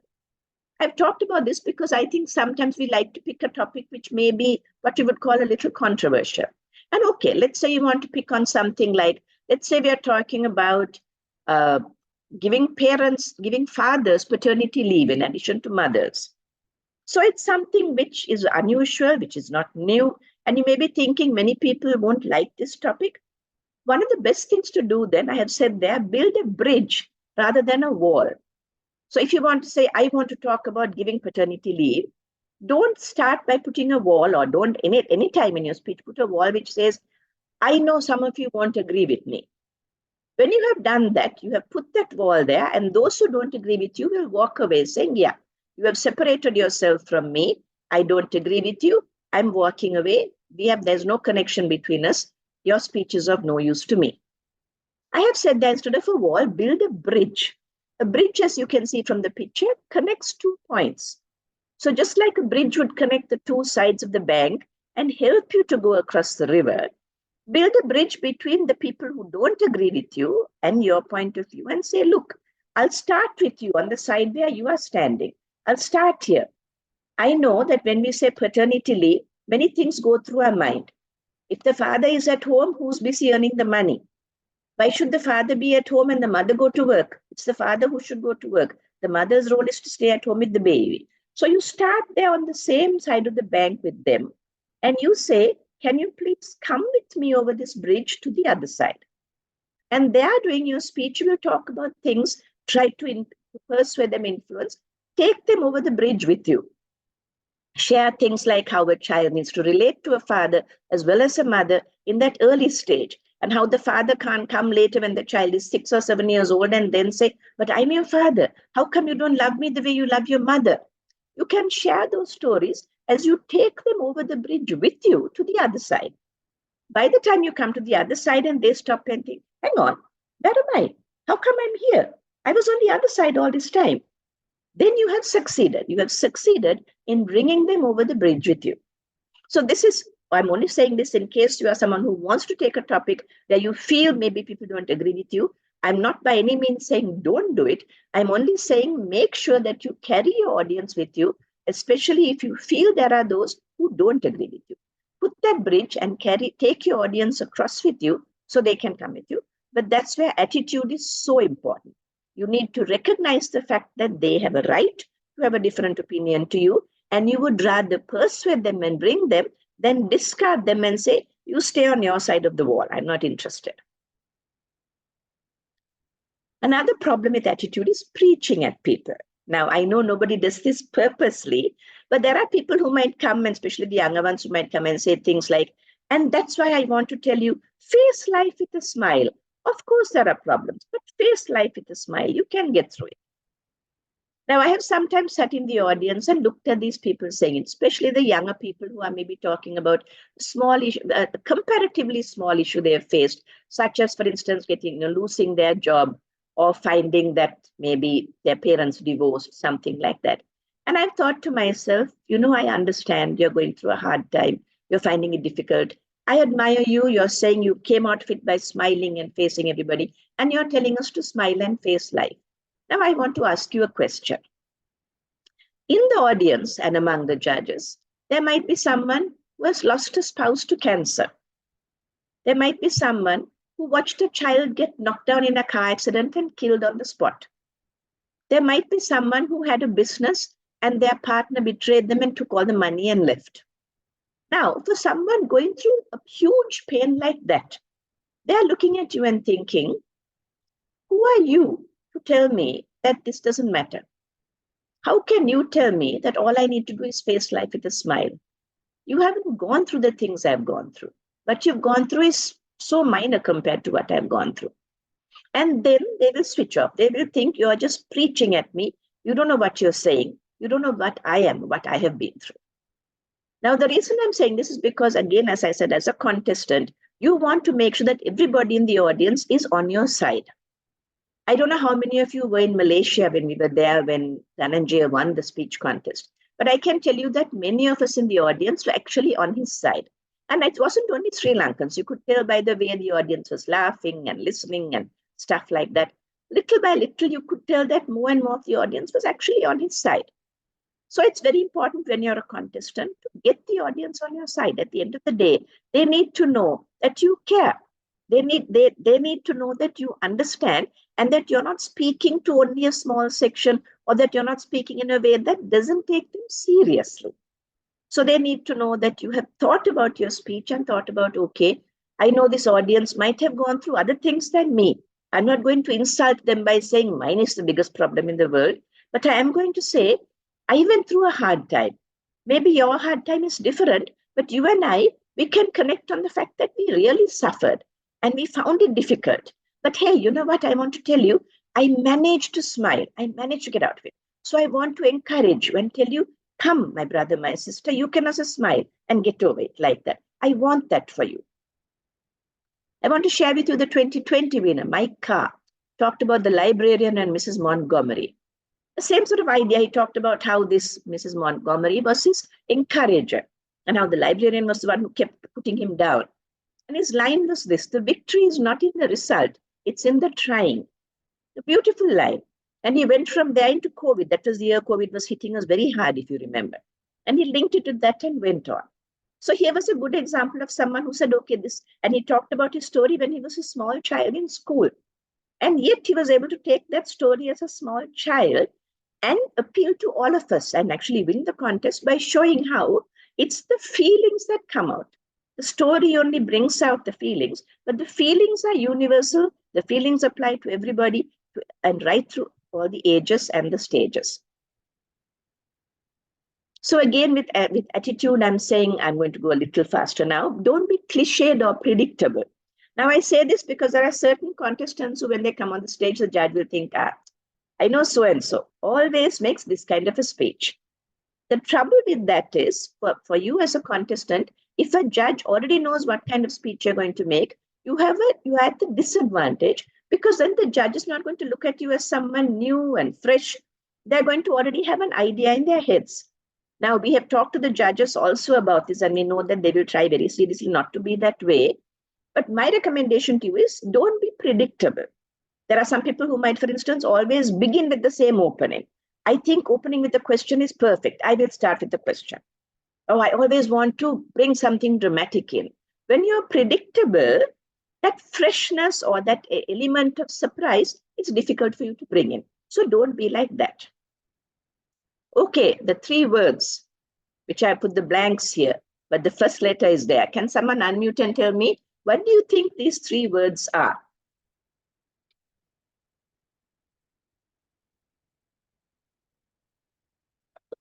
I'm disappointed. Sorry? And politics. Sex, religion, and politics, right? Every so often we hear at Toastmasters clubs, Toastmasters International says never to talk about this. And Toastmasters International over and over again says, we have never told you that. We have never said that. Now, at my advanced club, one of the things we say is, we should be talking about exactly these things. And you know why? Because the people who do talk about these things are the people who are the worst people. And they make it even worse. And that's why we say that Toastmasters, who actually know how to speak and how to communicate, are the people who should actually handle these 3 topics. Now, I'm not saying here that as a contestant, take these 3 topics on and go and talk about them. I'm saying be careful not to offend even a part of the audience. By all means, if you want to talk about religion, do so. If you're going to talk about the fact that religion should actually unite us and not divide us, then you can do that because you have the skill of a Toastmaster how to craft it. But remember not to offend people. And offending people can happen in different ways. Remember, if you take on a topic like sex, religion, or politics, you have to be outstanding. You have to be able to navigate through anything which will offend anybody and to be able to bring your message through. So it shouldn't just be, I'm a smart cookie. I wanted to take on those 3 taboo subjects and I want to show that I can win by talking about the taboos. That should not be your goal. Remember, right at the beginning, I talked about having a message. That should be your goal. So in a country like Sri Lanka, for instance, you might like to say religion should unite us. It should not divide us. And I'm going to take that topic on. And you can do it. But remember then not to offend, as I said, even a part of the audience. So you may not even realize it, but something you say might make some part of the audience feel, I don't like that. He's insulting. And that's why I often tell people, do not quote from another religious scripture. Do not say something about another religious leader unless you have 100% checked it and clarified with the person from that religion. I have sat in audiences and heard people say things like, in the Bible, it says this. And I've thought to myself, what nonsense are you talking? I know for a fact the Bible doesn't say that. Immediately, I'm turned off. So I know that sometimes we hear snatches of things or we read headlines and we think, I think I know what Catholicism is. I think I know what Catholics do. I know what Muslims believe. But unless you are 100% sure and you have checked with an actual Catholic or a Muslim, do not try it, do not attempt it.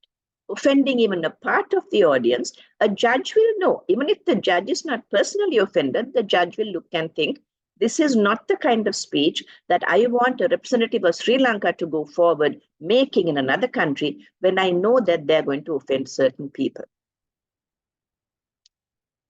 Now, where structure is concerned, I'm not really going to go too much into it because I know you all very well know a structure. So I'm just going to mention three things.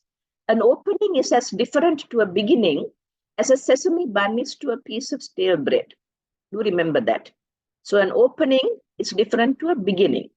That's why when I go to contests and I hear people start with honorable judges, I'm thinking, oops, that's the stale bread right there. Whereas an opening must be something which immediately, as Niranjan says, immediately attracts the audience. And that's like the sesame bun. Your body, again carrying on with the idea of food, your body must have that flavorful food with the spices and the tomatoes and the sauces and all of those things.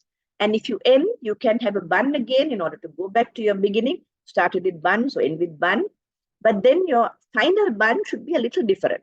It should have a little more flavor. Remember, even if you loop back to your beginning, your conclusion is your final message. So you can end with dessert, I've said, because it's a sweet, lingering taste. So structure does matter in a contest speech, like in any other speech. And remember your transitions, your logical flow, all of that is important also. A quick reminder on the way the judges will be marking you. Content is now marked at 50%, and I want to point out this sentence in particular. Judges are told a good speech immediately engages the audience's attention and then moves forward towards a significant conclusion. So a good idea for you to keep in mind every time you're crafting your speech, rehearsing it or practicing it, is to keep this in mind. Have you immediately engaged, and are you moving forward towards a significant conclusion? And it also tells the judges speech value, where you mark them highly, justifies the act of speaking. So in other words, you as a speaker, they're saying, you have a responsibility to say something meaningful and original to the audience, and the listener should feel that the speaker has made a contribution to their thinking. So saying something original, remember, like I said, maybe the topic is not original, but you as a unique individual, you will have your original take on it. That is what's original. And every listener, including the judges, should feel this speaker has added something to my way of thinking. So I want to remind you again of the 5 winning speeches I showed you. I just picked the years from 23 back, the last 5 years there. If you listen to those speeches, and I recommend you do, the language is lovely. It's flowing, it's beautiful, it's got humor, it's got attention, it's got emotion, it's got stories, and it's very simple. But the message is very, very powerful. So look at these speakers and think to yourself, I need to do something like what they have so that I can win just like they have. And think to yourself, have you impacted the audience? What will they feel as you walk away? That's the question you should think to yourself when you've got your final speech done. Have you impacted the audience? And what will they feel as you walk away? Good to remember John F. Kennedy's words, the only reason to give a speech is to change the world. If you get to stand on that world stage, this is what you could do. You could literally change the world. So start with that end in mind. Make a speech which could change the world. Back to you, Mr. Zoom Master. Thank you very much, distinguished Toastmaster Chrishanthi, for that important, valuable messages to our contestants. I'm sure they would have collected the insights, what to say and how to say it. We can have about few questions. We will have about 8 minutes. Audience, you can raise your virtual hand and our Zoom master will unmute you.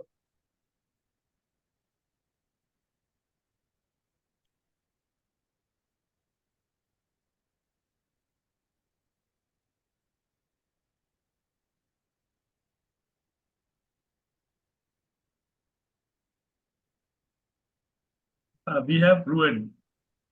Okay, yeah, please go ahead.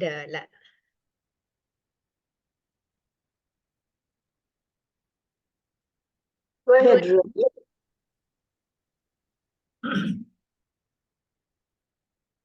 Rohini?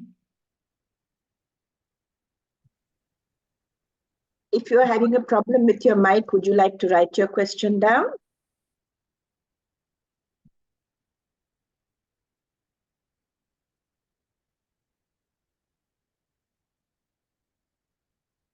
Toastmasters, please take this opportunity. Otherwise, we'll be wasting time.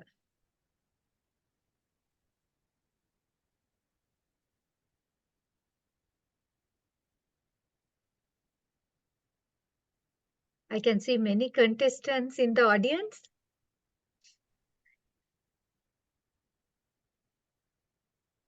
It's a great opportunity, yes. We have Habasara. Yes, good morning to you, Madam DTM Chrishanthi. Can you kindly elaborate now when it comes to the politics? If I am to talking about, but not, I understand that I should not directly talk about the political, the personals and other parties and so on. Can you kindly give a kind of a example where I can use, where I can speak on politics in my speech? What I would say is, when we speak on politics, talk about the principles and not the personality. So, for instance, we know that corruption is universal, but you might say something like, corruption is universal. There's even a quote which says, power corrupts and absolute power corrupts absolutely. You can name the person. And then you can say, while it is true that corruption is universal, recognizing that many countries have put in place systems and procedures to act as a check and balance, so that corruption can be detected earlier and can be dealt with. Now, that's just an example I'm giving you, because our concern, actually, I would say in this country, our concern is not with politics as a system or even with governance, but our concern is with the fact that the people who are in power abuse or misuse power. So I would suggest, if you are talking about politics, you can, again, like I said, find a way where there is a universal message, especially if you want to go to the world stage, find a way where the politics of which you are speaking is something which they can also relate to. So it's the principle. It might be corruption. It might be the fact that as citizens, we have a role to play. We can't expect a higher standard from our rulers than we expect from ourselves. We once had a debate topic which said it's corrupt citizens that create corrupt politicians. So what I would suggest is, you pick on the principle. What is your message going to be? And see whether you can find the principle in that message and speak about the principle. Don't talk about the people. Does that help? Yes, madam. Thank you very much. Thanks a lot. Thanks a lot. We have Tushar. Tarusha, right? Tarusha. Yes.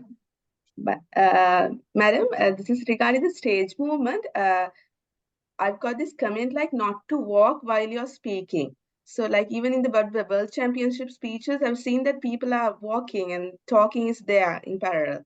So what's the best way of presenting the speech? Is it with walking or not? Tarusha, actually, I had covered that a little bit in the previous presentation I made, and I had a chat with Niranjan, and he agreed that he would cover it this time, because I think people have completely missed the point that movement is like any other speaking technique. It should be used only to enhance your speech. I don't think anyone should move for the sake of moving.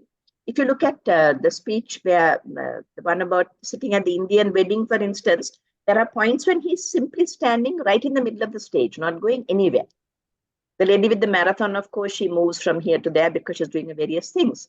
What I would suggest is, anyway, you should never talk, as far as possible, avoid talking while you are walking, for the simple reason that while you are walking, you are turning sideways. So your voice is carrying sideways and not carrying forward to the audience. That's number one. And number two, think about, is this movement adding value to my speech? If it's not, now I've heard even evaluators sort of trying to force people to stand at this point, then move to the middle, move to the left. And I think what you really need to tell yourself is, okay, I'm standing on the international stage, a huge stage in front of 6,000 people.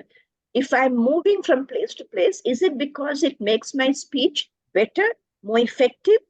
Or is it better if I stand in one place and use some other kind of gesture? Maybe even move backwards a bit or come a little forwards to speak confidentially to the audience. Is that better than simply going from side to side?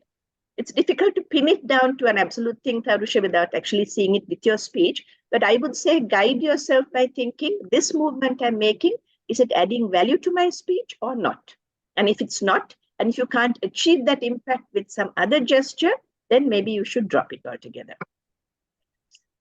Thank you, madam. We have another question in the chat. As the chat master, let me read it. Ruani is asking, when I speak, I tend to be tense and speed up. How could I relax when I speak? Okay, Ruani. So I can tell you straight away that I think every single person in this meeting, this virtual meeting, would agree that we all get tense when we speak. The difference is maybe some of us have been speaking for longer than you have, so we have kind of got a little used to it now. The two things I would tell you is this. Number one, practice. As Niranjan said, there's nothing to beat practice. So speak not only to your club. The minute you find yourself getting comfortable in your club, go as a guest to another club and practice speaking there. Or practice speaking to a group of people in your office or your neighborhood. Practice is one of the best ways to try and get over your fear, your tension. But the second thing, which is equally important, is to really care about your message. And then remember, it's about connecting with the audience. If you stand there thinking, I have a message and I have to give it to these 30 people, you're going to be looking at a room full of 30 people. My suggestion is look at it and say, I have a message I want to share. So, Farhas, I want to tell you this. And Ganga, I really think that. And by the way, Viruli, I am really concerned about this. Obviously, you won't use their names, but if you look at these people, connect with them and speak almost as if you are speaking to them, and be very passionate about your message. If it's something you really care about, you will find, I hope and think gradually, that fear starts to wear off. Why? Because you're having a conversation. You're not delivering a big speech. You're having a conversation. And you really want to tell those people this very important thing. Why don't you try that and see? Hopefully it'll get better.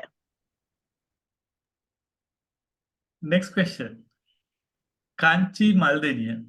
If you have two topics, one with more humor, but a topic that has been already tried, and an unusual topic with less humor, what will be more suitable for a contest? Off the top of my head, I would say if you have one with more humor, why don't you try it out at the humorous speech contest? I would say, in fact, why don't you take both topics, but just use them at two different contests? When you say it's a topic that has been tried before, then perhaps you will find that because it's a familiar topic, the humor will make it better. If it's an unusual topic, maybe then you would like to bring it to the international speech contest. But again, I would like to say, think about your message. What is the message you're sharing? Even in a humorous speech contest, there is a message, hey? But people would perhaps expect a slightly, shall I say, more significant message at the international speech contest. And that is the one where you'll be going all the way to the world stage. So think about the one where you are more passionate about the message, where the message is more powerful, and take that for the international speech contest. But if you have a really funny speech, do please try at the humorous speech contest as well.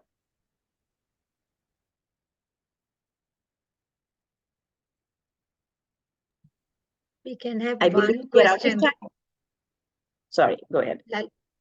Sorry, we can have one question. So Kasuni Randenia, please raise your question, Kasuni. Thank you, DTM Vili, and good morning, madam. It's about the ending of the speech. You said moving, when it comes to the end of a speech, moving to a kind of, kind of negative impact to giving the audience. I mean, they are feeling sad or negative impression at the end of the speech is a kind of risky when it comes to contesting. But it's about my last contest speech. In my whole speech, I was talking about the comment we are giving to the people. In my speech, I was talking the way I'm talking to the people. Because of that I lose many of my close friends, sister, and people like that. And at the time, I was get to know about I was wrong, and this is the way I need to talk about, and I understand the way I need to change. And at the end, I give the message to the people, I mean the audience. We need to understand their thoughts and feelings before we share our feelings with them. And that was my message. And in that type of thing, I felt like it is a kind of negative way. And at the end, I giving a kind of sad message to the people. But in that type of thing, how I improve that thing into a kind of positive, motivating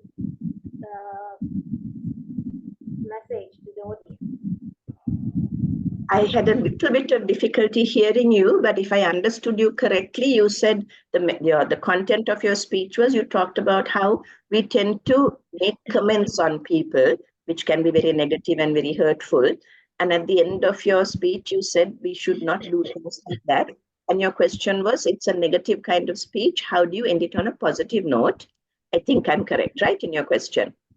So what I would say to you is, in a thing like that, one of the things you can introduce is a little bit of humor. For instance, you could say, you know, as Sri Lankans, we just can't meet somebody and say, hi, how are you? Right? We have to look at someone and say, hi, you've really put on, right?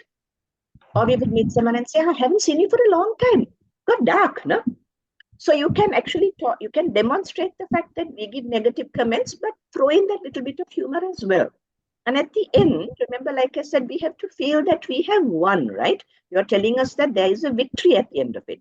So you can do a speech like that, no problem. But at the end, what I would suggest is you say something like, you bring out something like, for instance, the power of words. If you have ever been a victim of this kind of comment, why would you want to do it to someone else?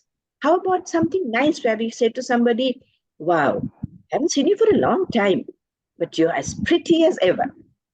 And you talk about something like that. And so you end on a message where you say to people, let's not do this kind of thing. Let's move to doing things in a different way. Ultimately, that's what you're trying to say, right? It's not a nice thing to do. So let's change it and do something better. And that's where your upliftment will come. That's where you don't lead the audience down anymore. You take them up to be that victory position.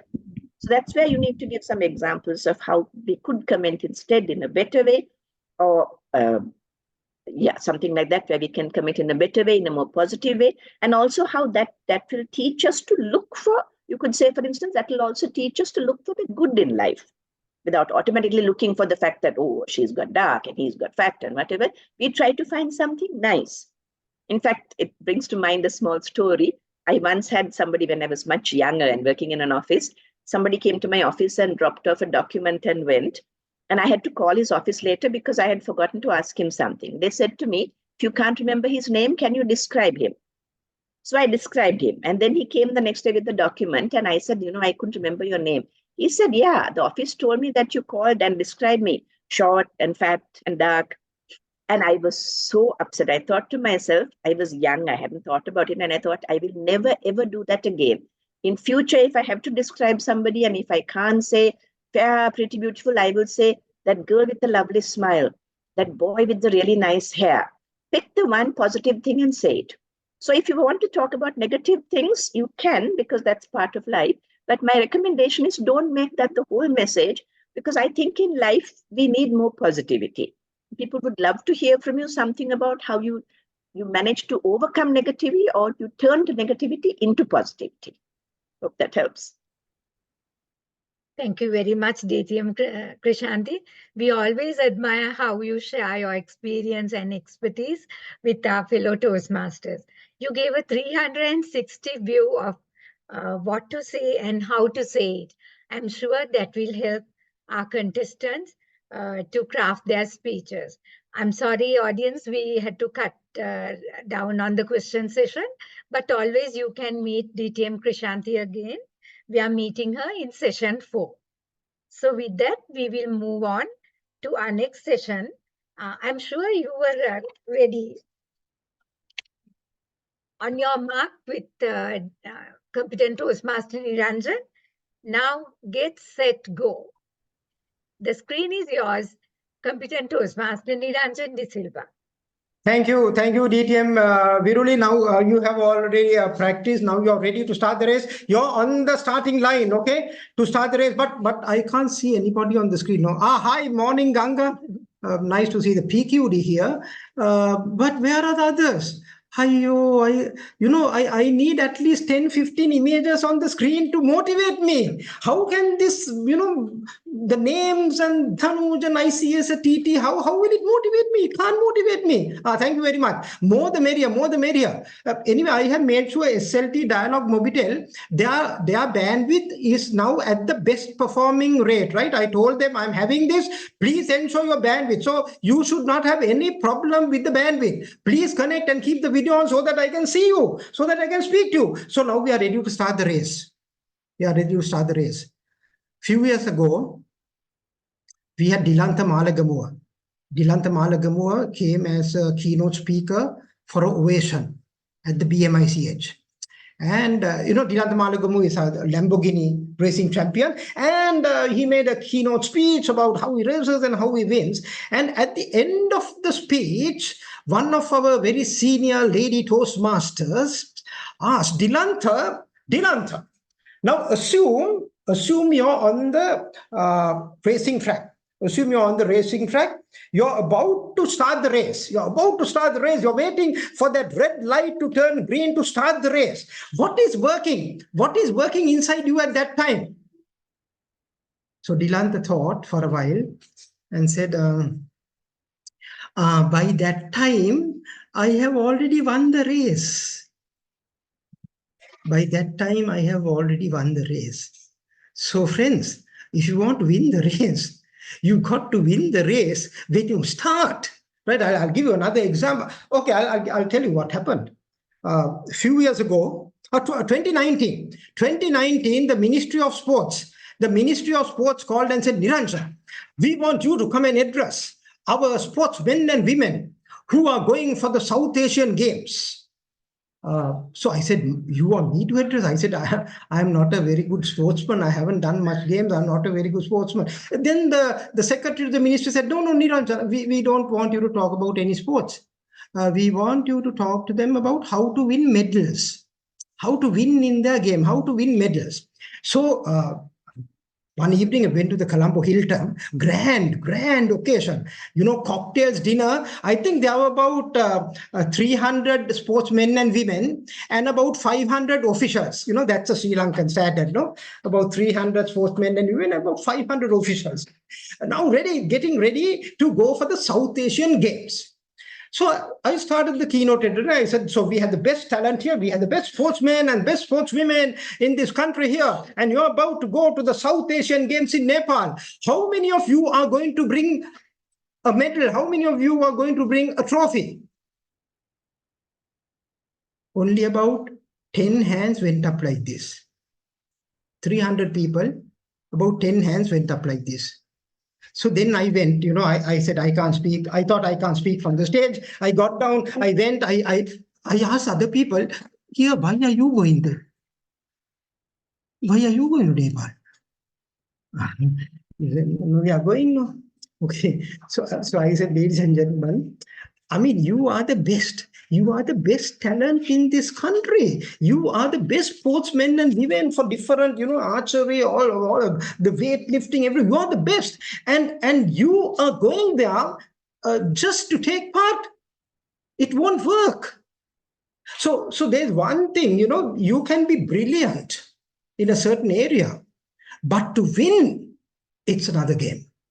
Okay. So I'm going to tell you how to win. How to win. First, visualize winning now. Visualize winning now. I mean, just like Dilantha Malagamu said, I am at the start line. What is working inside me? I have already won the race, and that's how I win the race. I'll give you another example at the end, right? So you visualize winning. So I told these sportsmen and women, they had 1 week more before they went to Nepal. 1 week more before they went to Nepal. So I said, from tomorrow morning, every morning when you wake up, get your mother or father to come and put that medal around you. Get a medal. Tell your mother or father to come and put a medal around you, the gold medal. Get a trophy. Live that life. And not only that, the television rights went to Darshin that particular year. Sri Lanka Rupavahini didn't get, television rights went to Darshin. So I said, even practice what you're going to tell the television station after winning the gold medal. Yes, I am very happy. I have been able to win a gold medal today at the South Asian Games. I'm so happy for my supporters in the country. Even practice that.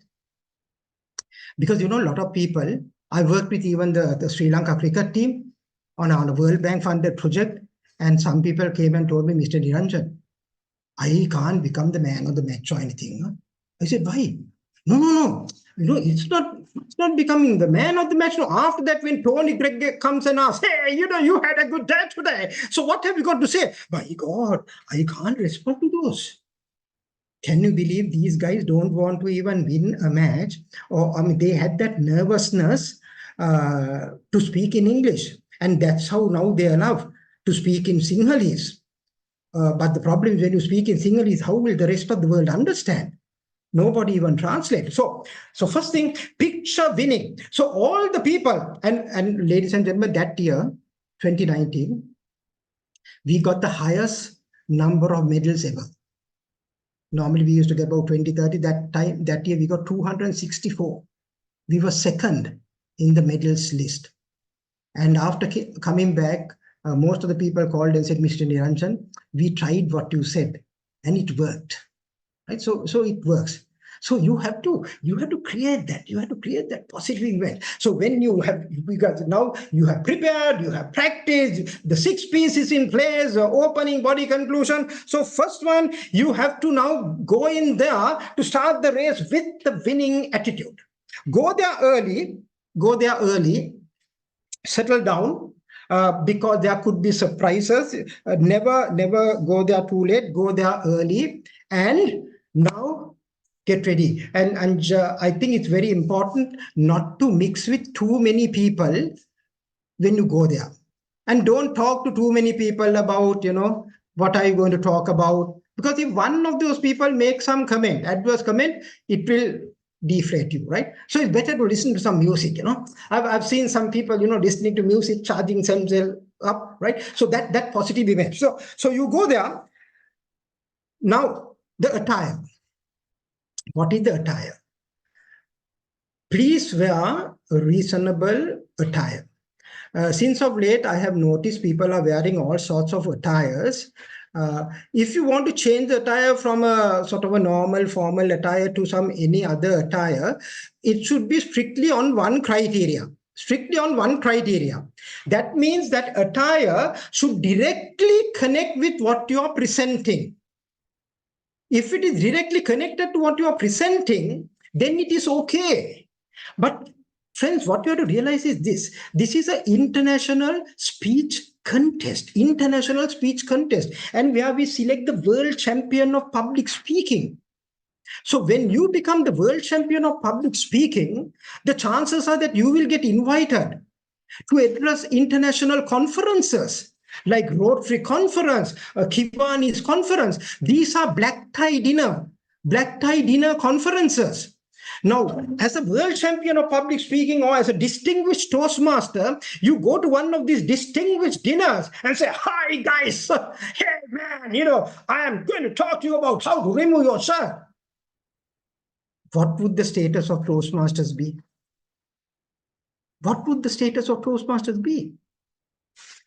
I mean, recently I got some feedback that a senior Toastmaster has attended a Kiwani's black tie dinner. And the speech was definitely not in line with what we call distinguished. So ask yourself, I mean, you have to look professional. Any other costume is okay, but as long as it directs to the speed, and otherwise you have to be properly attired. And make sure that whatever the attire you wear, we have a place to pin the mic. You know the cordless mic? Because I had this bad experience. I was put in charge of the contestants at an ovation at the Taj Hotel. That's where Dhananjay also spoke for the first time. I can't remember the year, maybe 2008 or something like that. I was in charge of the contestants. And we have about 3 minutes. We have about 3 minutes when one speaker finishes and comes down. We have about 3 minutes to put the mic and get the next person ready to go onto the stage. So one speaker finished, came down, and I got the mic, the cordless mic. And the next lady, next speaker was a lady from Pakistan. We had a lady from Pakistan. Her father was a Toastmaster from Pakistan. Somehow there were people from Pakistan also in that contest, right? Dr. Said's daughter. So I took the mic, and now she has to go on stage, right? I've got to pin the mic. I've got to put the mic. I've got to put the remote control somewhere. The attire she was wearing, my God. You know, I mean, I can't find a place to put the mic. I can't find a place to tell her. And, you know, I don't want to touch her also, right? I mean, she's a Muslim lady from Pakistan. You've got to be careful. Finally, I mean, the time was running out. I just put the mic here on a flap. In a salva-like thing. She was wearing a flap. We put the mic there, and she went onto the stage. Unfortunately, every time she moves, the flap moves. So she's speaking, and ladies and gentlemen, I won't tell you, because when the mic goes, we can't hear. A brilliant speech, totally messed up, because we could not find a place to put the microphone. Ask yourself and be ready to tell the person, you put the mic here, because we have no time to be looking where to put the mic. We have 2 to 3 minutes. So properly attired. Then have a contrast. Have a contrast from the background of the hall. You know, I learned this many years back from a world-renowned speaker. I got him for an IT conference. He came to the Hilton, Colombo Hilton, around midnight. Because anyway, we were getting ready for the conference. I thought I will say hi to him and go, because I was anyway in the hall till about 11:30 getting ready for the next day's conference. So this guy comes from India, and I told him, hi man, I'll see you tomorrow at breakfast, and then let's go for the conference. He said, Niranjan, before I go to my room, I want to go and see the hall. Now see here, midnight, 12:30. I said, hey, let's meet for breakfast tomorrow and go. No, before I go to sleep, I want to go and see the hall. So I was thinking, why did I wait for this guy, you know? So I said, okay, come, let's go. And we went down to the ballroom, and then he had a look at the hall, and he said, okay, so I'll be speaking for them. Very good. Okay, let's go. So on my way back, I asked him, hey, what was the big hurry for you to see the hall? We could have gone there tomorrow, because, you know, you can always learn. You can always learn from international experts. So I asked, what was the hurry to go and see the hall? He said, Niranjan,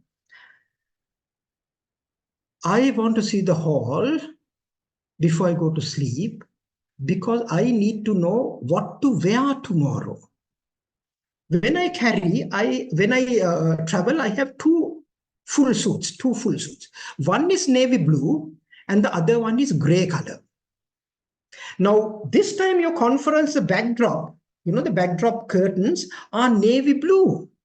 And because the backdrop curtains are navy blue, tomorrow morning, I should be wearing my gray color suit.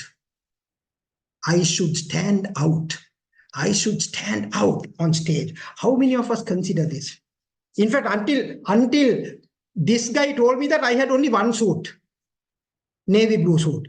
So immediately he told this, I got also a light color suit down. Now I asked, okay, if I'm speaking, I have to stand out from the background curtain. And that is how international speakers decide their attire. Because when you walk out there, even before you start speaking, we see you. So you have to be properly attired. So now you walk up confidently with a smile. Walk up confidently with a smile. In the judging sheet, there's nothing called likability. I don't think I think I remember the judging sheet. There's nothing called likability. But now, friends, there are a lot of research being done, right? And this says whether it's to win a contest, whether it's to win a business contract, right? You have to be likable. People want to do business with likable people. People want to listen to likable people. So you got to be likable when you get onto the stage. And one sure way of becoming likable is smile, connect with the audience, and then come out with your attention-grabbing opening. I would always like for the speaker to come out with the attention-grabbing opening and then follow the protocol. The protocol, of course, is you got to recognize the contest master. Because normally in the international contest I've seen, in the international contest in Vancouver, Toronto, once the contest master introduces the speaker, the contest master does not sit down until the speaker recognizes saying contest master. Then only that person sits down. Now, recently I went for some local speech contest happening in Colombo, and the speakers come in and they get carried away. They never recognize the contest master. So the contest master is also standing and waiting. At the third, fourth minute, he or she thinks, no, I think I'm not going to get recognized. No. Slowly they will go and sit down. You're not nice, no. You are supposed to recognize. That is called protocol. So you can come out with your attention-grabbing opening, you can come out with your first story, but don't forget to recognize Mr. Contest Master or Madam Contest Master, because until that time, that person can't sit. That is a fact. So, and that is also called protocol. If you don't do that, some of the judges might, I think maybe you can check with Piyakara, he is the expert on judging. Some judges might feel, hey, this guy did not follow protocol. I'm not too sure. You can check with Piyakara on the judging. So confident walk, maybe you can shake hands, whatever, and then stand there, smile, connect with the audience. Your timing only will start from the first word that you speak or the first gesture that you are, the first gesture or the first word that you speak. This smile is not being timed. So walk up there and walk up in front, You know, some people stand right at the back unless you have sort of arranged the stage used like that. Don't go and stand at the back. Go in front. Go in front. Smile. Settle down. Connect with the audience. That's a 5G connection, being, you know, having a pause. And then you come out with your attention-grabbing opening. One story, whatever, and then you go on to recognizing Mr. Contester, Madam Contester. Then the body starts. Now, Chrishanthi very clearly outlined how you should do the body. I think if you use all those techniques, you can't go wrong. I want to add one more thing to that. What Dr. Dilip Abhesekara said. Dr. Dilip Abhesekara conducted a workshop for Colombo Toastmasters Club many years back. And he said, when you're developing the speech, right, start from the end. Start from the end. I mean, that's a very good point. Okay, what is the message? What is the message you want to convey? So start from the end and then build your speech. So a few things he said, start from the end. Where do you want to end? Then you start from the end and work upwards and then see how you're going to structure. Then he said, he had also, like Chrishanthi, he has also analyzed some world champion speeches. So he said, the best is, now you know your title is something that you can speak from the heart, relevant to everybody. So you give your first story. You give your first story of share your first few facts. You share and then come out with a tagline. Come out with a tagline. I mean that's exactly what Dhananjay did. Dhananjay was coached by Dr. Dilip Abhesekara. Right? So he comes out with this first set of facts and he says, I see something in you, but I don't know what it is. Then he gives the second part of facts. I see something, but I don't know what it is. Third part of facts. I see something, but I don't know what it is. If you really analyze, most of the world champion speeches are like that. So about 3 times, you give your facts, you give your story, come out with the tagline. So next few facts, stories, tagline. Next few lines, stories, tagline. Summary and the tagline. That will really make that structure a winning speech. That structure, right? Because I mean, that was recommended by Dilip, and I agree 100%, because what he says is that reinforcement of the main message is essential. So here you are reinforcing the message 3 times. You're reinforcing the message 3 times before you finally come out with the close. So try that and see. I mean, there are other ways that you can structure, but I like the structure. Then I think Chrishanthi made a very valid point. Like someone says, I know you are against this. Don't make sweeping statements. Because, I mean, if I'm a judge and someone makes a sweeping statement, I mean, I'll stop judging. Anyway, now I don't go for judging. Nothing to worry, because I have not undergone judges training, no, so I cannot judge. So anything with regard to judges training, or now you can check with Piyakara. No, because I went for an IT conference. Last week. And the keynote speaker came and said, everybody knows. Everybody knows, and he told something. No, I didn't know. So I was, my God, I was very worried. How come this is everybody knows and I don't know? So for a moment, I was very worried. After some time, you know, I turned to the guy next door. Here, do you know what this is? He said, no, I don't know. Then I said, here, you know what it is? No, I don't know. And our Sri Lankans are very good, no? We are very nice, very polite. Yes. You know, they are nodding and understanding when they don't know. But me being a seasoned Toastmaster, I said, excuse me, Mr. Speaker, you said everybody knows, no? I don't know. And I asked these 2 friends on my 2 sides, they said they also don't know. So can you please explain? What to do? What to do? How can you say everybody knows when everybody does not know? So don't make sweeping statements. It can, I mean, one sweeping statement can basically ruin your entire speech. Right? So have a nice structure and with a smooth flow. Dilip Abeysekara's thing can, the structure is useful. Then there are 3 things. Friends, there are 3 things that you have to focus on when you're presenting. I don't know whether Chrishanthi is going to cover this in the second part, mind your language. I think I asked her, she said she might not cover. She might not cover, right? One is the pronunciation. Now, what is the pronunciation that we should use? We should use what we call the international English. And international English is spoken by the BBC newscasters, not the normal BBC. But if you listen to BBC News, they speak what they call the international English.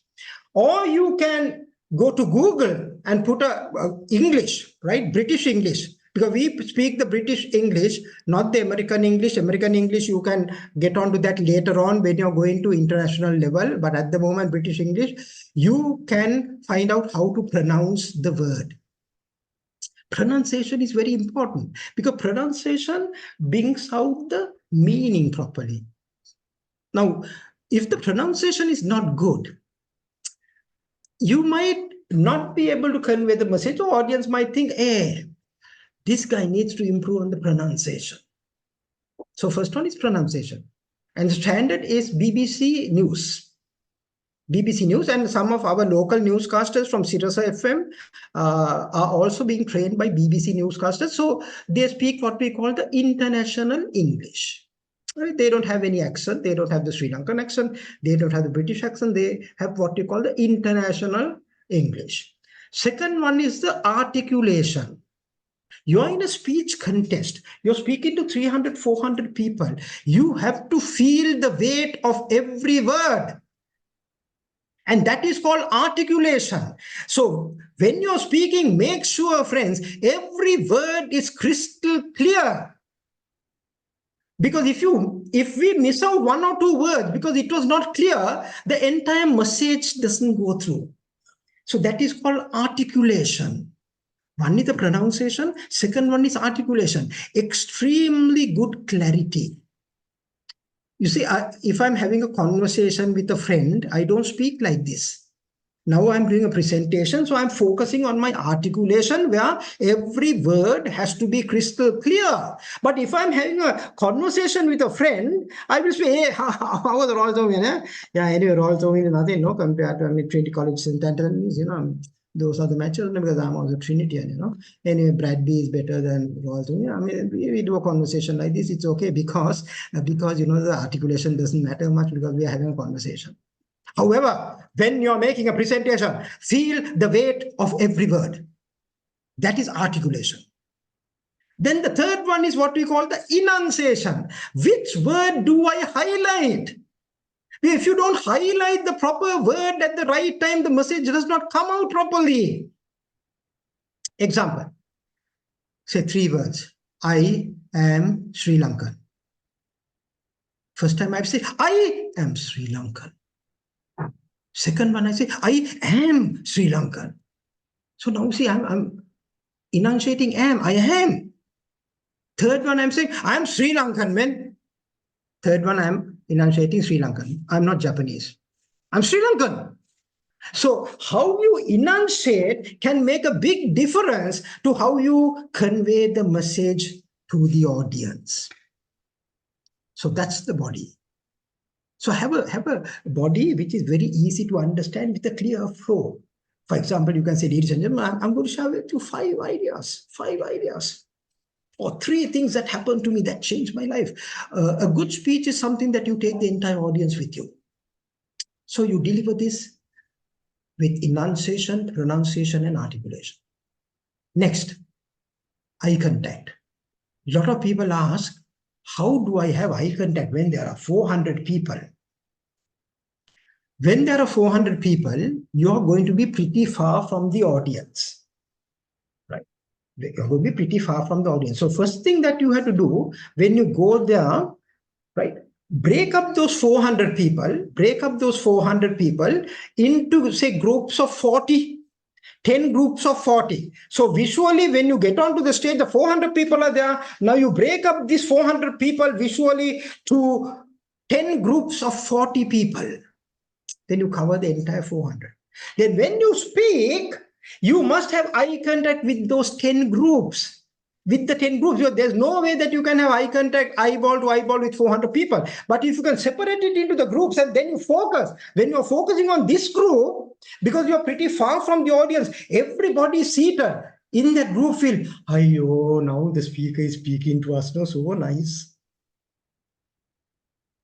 Friends, before you finish your speech, you got to connect with all the 400 people, but you can't connect eyeball to eyeball with 400. Connect with the group, and the entire group will now feel so happy that the speaker connected with the group. Then you move to another group on that side, another group here. Of course, don't go like a robot, like this, covering the, So take a group there, take a group there, take a group at the back. But before you finish, make sure that all the groups have been covered so that they feel, eye contact was made. Friends, this eye contact is magic. This is what I call the 5G connection. If you cannot have eye contact, you don't get the 5G connection. The connection is lost. So you got to figure out how to have the eye contact. I think Ruani or someone asked, saying that I'm very nervous. Okay, so most of the time you become nervous when you focus on yourself. So what I suggest is, don't focus on yourself. Focus on the message and the audience. Focus on the message and the audience. And then you look at, what I do when I go, we are all nervous, right? We are all nervous. I don't think anybody is not nervous in front of an audience. But the difference between a trained speaker and an untrained speaker is a trained speaker will use that nervous energy to add more power to the speech. Untrained speaker, the nervous energy will take you over and then you forget. So to get over the nervousness, you got to practice, and then you are confident. And when you go there, select a few people in the audience, who are looking at you, smiling. connected. I mean, when you look at them, you get connected. No, don't look at a guy. If a guy is looking, don't look at that guy. But if you look at that guy, you also will get motivated. Sometimes they do it deliberately. In fact, in Vancouver, a senior Toastmaster from US said sometimes they do it deliberately to distract the speaker. So you have to have the sense to say, no, okay, I'm going to shift out. I'm going to look at that side. Okay. So that is eye contact. Then body language. And Farhas asked about drama. Ladies and gentlemen, this is a speech contest, right? But I also feel it's now bordering onto drama. I personally don't agree that this drama should come in a big way. I have taken this matter up in Toronto. I have taken up this matter in Vancouver. I mean, Toastmasters is not coming down hard on it. This is not drama. This is a speech contest. We are trying to see whether you can come there, confidently deliver a polished speech. And at the end of the speech, entire audience said, wow, what a speech. That is what we want. I mean, if you come and do drama, dancing up and down, I mean the body language in Sri Lanka is okay. The body language in America is very much worse. They get onto a ladder, they get onto a chair. So once I asked, why are these guys, dancing on the stage like this, getting onto chairs, getting onto ladders? You know what they said? They said normal body language is not noticed. Normal body language is not noticed. So we must have body language that is noticed. And that is why they fall on the stage, they climb on a ladder. But it's not speech contest, right? It's up to the judges. But definitely it is not drama. It's a polished speech that we are looking at. But TMI said, I don't know. I had to discuss maybe with the TMI people. International presidents is coming here. So you ask, okay, is this a drama competition or is this a speech competition? Right? If it is speech, I mean, the drama should be minimized. You should be able to convey the message. But in the US, more and more, they're going to drama. I mean, in Vancouver, when Balraj became the president, about 40 of us went there. And there was one lady, international speech contest finalist. She came fully dressed up. After about 1 or 2 minutes, she removed the jacket and threw it out. After about another 1 or 2 minutes, she removed the shirt, but there was a t-shirt underneath, threw it out. After some time, she removed the trouser, but fortunately there was a pair of shorts. After that, I closed my eyes. I asked them, how did the speaker come here? I didn't get an answer. So far as difficult to explain, TMI, it seems to be that they are not taking this up very seriously. Amusement at any price seems to be okay, and that is why. But if you take the winners, other than that one guy who wore the pants outside, I think all the other guys have done well. So that's the only answer I can give. Okay, so that's on drama. The other thing is, stage use. Someone asked, is it okay to walk about? I would say purposeful movement. So don't walk for the sake of walking. Some people are restless, restless. They are moving this side, that side. It's like a tennis match. Then we also have to go like this. No, don't move. Whatever movement that you do has to be purposeful. And you have stagecraft is, now again, Dilip made it very clear. You make your stage. Stagecraft is, say for example, you have a pothole. I was going and there was this big pothole on the road, right? Pothole on the road. Now for the rest of your speech, the pothole is there. That is stagecraft. So whenever you refer, so I will go in, but the problem is this pothole is a problem. So get your stage, right? This is the pothole. This is the school. This is where my house is. This is where my school is. And then you go to the place and then you are basically living your speech. Get the stagecraft right. If you get the stagecraft right, then you don't have to move unnecessarily. Get the stage, properly align the stage. Next one. Again, connecting to likability. Don't be too aggressive. Don't be too aggressive. I mean, again, I can tell you that the first speech Dhananjay did at the Taj Hotel, you know, he was so aggressive, like Hitler, you know, and he thought, wow, I aced the thing, and he was not even placed.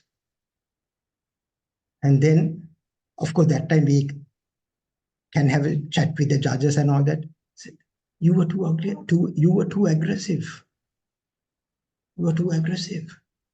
So I still find people, some people, they are too aggressive. Don't think that by being aggressive, you can make a point.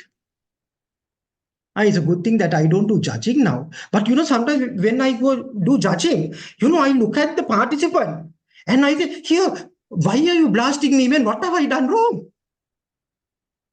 That is, don't be aggressive. Be nice, connect with the audience, because the nice ability counts, right? Okay, so I think, and this, if you're using props, please arrange it with the organizing committee to make sure that the prop is properly arranged, and keep the prop only at the time of using. For example, you say, I use my diary. So you use the diary, you show, after that you put it back.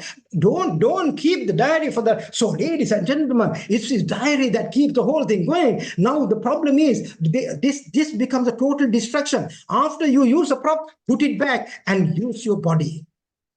Because you know, words 7%, vocal variety 34%, body language and eye contact is 55%. Colonel Rajasinghe, Sri Lanka's best rifle shooting champion. Unfortunately, he died at the age of 44 or something of a heart attack. Outstanding speaker, motivational speaker. I got him to address the top management of Metropolitan because I was head of HR for the Metropolitan Group. Colonel Rajasinghe came there with a big velvet box. Big velvet box. He opened the velvet box and said, here, these are the medals I have won. So inside the velvet box was silver medals, gold medals, bronze medals, a full box of medals. And he said, I won this gold medal last month in Shanghai. Then he said, the day before the final shooting, rifle shooting champion, right, is the practice day. It's a practice day. So on the practice day, they take them to a huge grounds and each person can start firing and practice and get used to the weather, the climate of that country.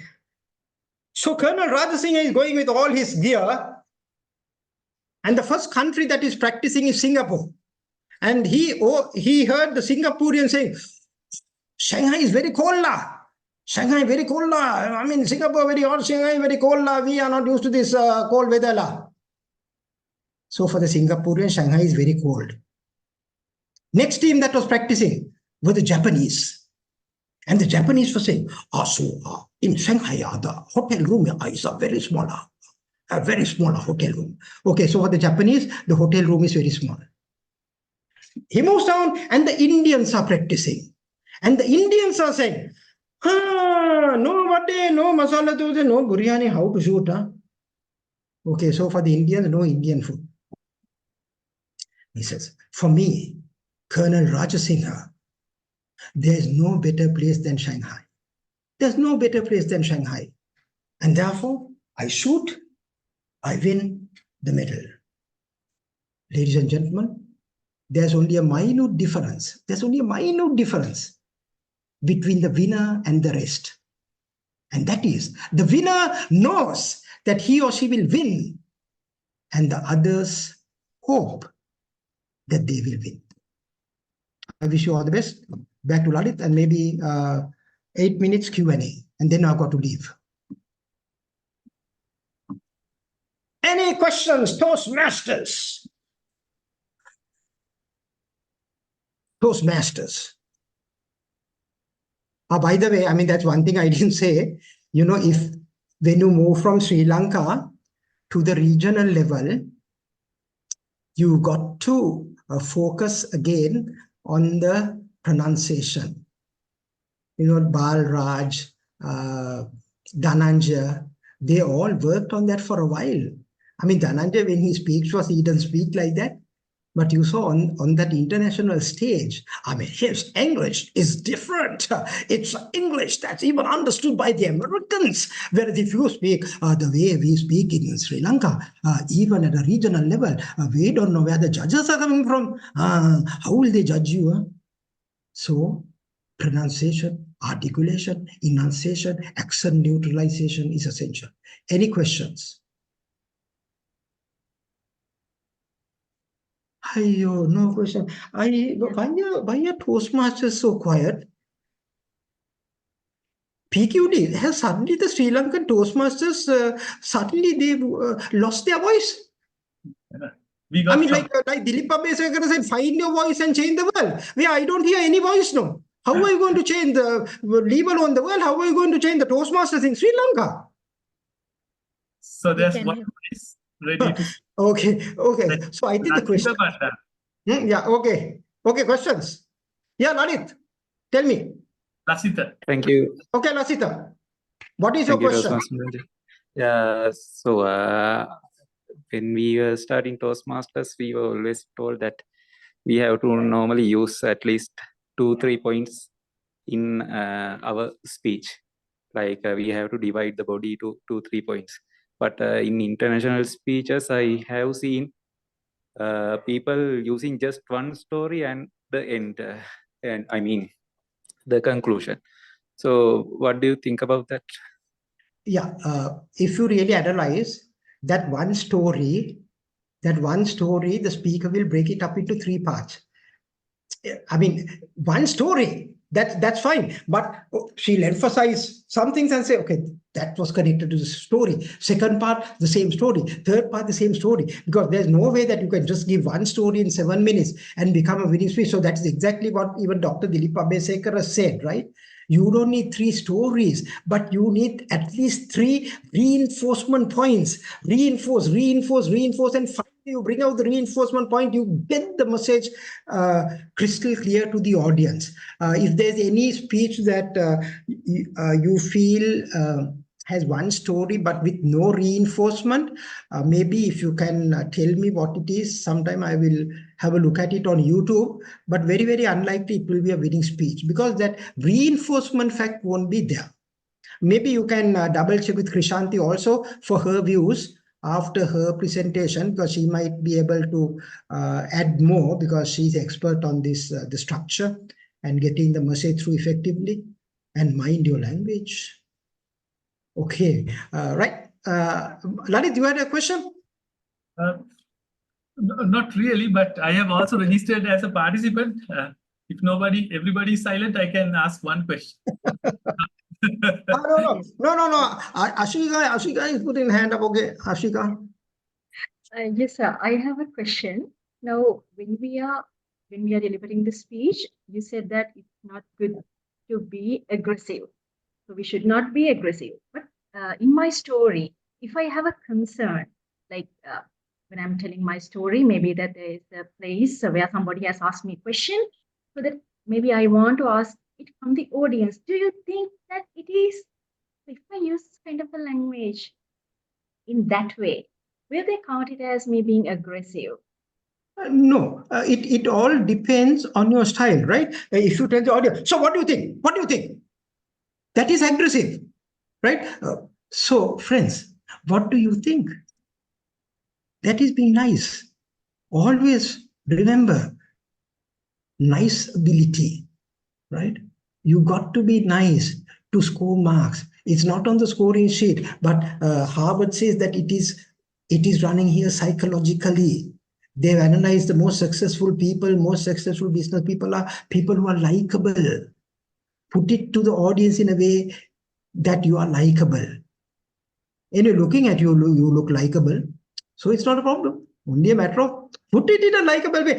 What I'm trying to say is, don't be aggressive. Some people come and, shout at the audience, and then you feel like asking, why are you shouting at me, man? What have I done wrong? It was there prevalent very much earlier. Now I think we have cooled down a bit, which is good. I hope that answers your question. Yes, thank you very much. Good. So we will be starting a next session at 10:45. We can have one more question. One more question. Yes, CTM Niranjan. Why are you not asking questions? Okay, I'll give you one comment and then I will close the session. Ladies and gentlemen, no, Lali, too late now. I said no, 5 seconds only. Right? You know, when I do a program for the Indians, they always ask so many questions, whether it's online or whether it's live. And there was a conference, when I go for IT conferences, there were 3 people who continuously ask questions. Same 3 people. So I spotted these 3 people and I said, hey, you know, I notice every conference, you are the first to ask a question. Tell me why. Because, you know, when something bugs me, I always clarify. And, you know, all 3 of them gave me the same answer. All 3 of them gave me the same answer. They said, sir, the first reason I ask questions, sir, is I get a free of charge opportunity, sir, to stand up in front of 500 people and ask you a question, sir. I am building up my self-confidence, sir. So they are asking questions because they get a free of charge opportunity to stand up in 500 people and ask a question. They are building up your self-confidence. Second reason, sir, why I ask questions, sir. You know, in this audience, sir, there are very, very influential CEOs, sir. So when I stand up and ask the intelligent questions, sir, I get spotted. And after the conference, these CEOs come to me and say, hello, sir. Where are you working now? Sir, you come to our site, we'll give you $1,000 more, sir. And he says, sir, I have changed jobs 3 times, asking questions. Why shouldn't I ask questions? And they are not talking in rupees. Huh? They change the job for $1,000. Ladies and gentlemen, we need to come out of this shell, right? It's a pity we broke away from India. I think we should have been with the Indians because that would have made this game a completely different game. Okay, over back to Viruli. Okay. Or to Lalit, I don't know who. Wow, what a vibrant presentation. Friends, that's our competent Toastmaster, Niranjan De Silva. You took the contestant down the racetrack on your mark, get set, go. And also you ran with them. And every point you gave whatever necessary for them to keep it in mind. So thank you very much for this brilliant presentation during the 2 sessions. And we are very thankful to you, Competence Toastmaster Niranjan. With that, we will move on to the session 4. We are back with our distinguished Toastmaster, Chrishanthi Emmanuel. Mind your language. DTM Chrishanthi, the screen is yours. Thank you, Viruli, and good afternoon again to everybody. I would need the screen sharing access, please, Zoom Master. You already got it. Thank you. Yep. Right, so now we are going to be looking actually about the kind of language we would use in our speeches. Just give me 1 second to set it up.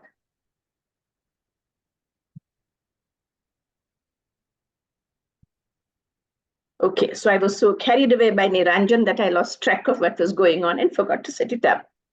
Right, so for all the contestants out there, I hope that this is really giving you an idea of how you should be tailoring your speeches, because as you can tell, we are all looking at making sure that you go far beyond your club, your area, even District 82. We are looking at making sure you go all the way to the top. And as Niranjan pointed out, when you get to the top, you have a certain profile. You are known as that kind of a speaker. That is your standard. And that is why, if I can begin by just picking up on one thing he said about drama, I noticed this even in our previous, the legacy program where we had a module called body language. I noticed that sometimes people over-exaggerate body language. And I often tell them, Toastmasters are teaching you techniques to enhance your speech. So think to yourself, if I'm making a corporate presentation, would I be doing these things? Wearing different kinds of clothes, rolling on the floor? You don't have that advantage in a corporate presentation But if you think carefully about how you use your hands, how you use your gestures, those things which you can master as part of body language, you can use in any presentation at any level, and it actually adds value to your speech. So I want you to actually think broadly here in terms of how can you become the best possible communicator you can be at any level for any audience. Now we're going to be looking at language. And I know some of you might be thinking, okay, English is not our language. I would say to you, don't come with that mindset, because if you do, you are reducing what you actually can do. I would suggest come with the idea you have a message to share, and you really, really want to share your message with as many people as you possibly can, because your message is important to you. Obviously, you want to win, and therefore you have to look to see, what can I do to win? I will do whatever it takes.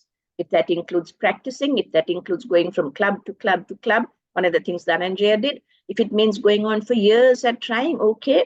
But one of the things it should include is actually working on your word usage. And I'll tell you why this is important. Firstly, the words you choose make your speech attractive. Niranjan gave us a statistic about what a small percentage actually words play in any presentation. And I hear this quite often. And you might have also heard that famous old-fashioned song, the love song, it's only words and words are all I have. And I think sometimes we go away with the impression that the words are the least important thing. There's all this other dramatic stuff like body language and vocal variety. But I want to tell you that actually the vehicle through which your message goes are your words. You can enhance through body language, vocal variety, and obviously that will keep your audience engaged. But if you have no words with which to put your message across, there is no vehicle through which you transfer your message. And as you know, they say communication is the language of leadership. But they also say if you are a leader, even if you have a great vision, if you cannot communicate that vision, if you cannot share that vision, you cannot have followers behind you. So remember that words are important as the vehicle through which your message goes. You make your speech attractive with the kinds of words you use. Secondly, you create mental pictures. Now, why are mental pictures important? You remember Niranjan talked about stories and how the retention is so much greater if you have stories. Well, when you talk about stories, it often happens that as you are talking about it, people start to see what it is you're describing. So if you pick your words carefully and you can create those mental pictures, your audience gets involved in your speech. Your audience feels like they're sitting right there beside you. Say, Niranjan was talking about taking that speaker along and at 12:30 in the night to find the stage. The more we talk about that, the more we feel we are there walking alongside them. So when you're drafting your speech, think in terms of, if I'm talking about a story, how can I bring the audience into my story with me? How do I create this mental picture? One of those world championship winners, he talked about how at the wedding, he says he was clutching those bridegroom shoes and he was holding them so tightly, he was bent right over. And then he makes this simple statement. He says, for the next 2 hours, this is how I watched the wedding. That's all he had to say. But we knew that in those few words, what he was saying was, basically, he was not able to sit upright. Basically, he couldn't see what was happening properly. He was all bunched up. So choosing words and building those mental pictures takes us into your story with you. Thirdly, it's to show emotion.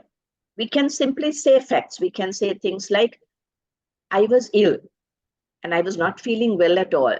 I was not in a position to take part in the speech contest. I was a little sorry about that. I was a little regretful.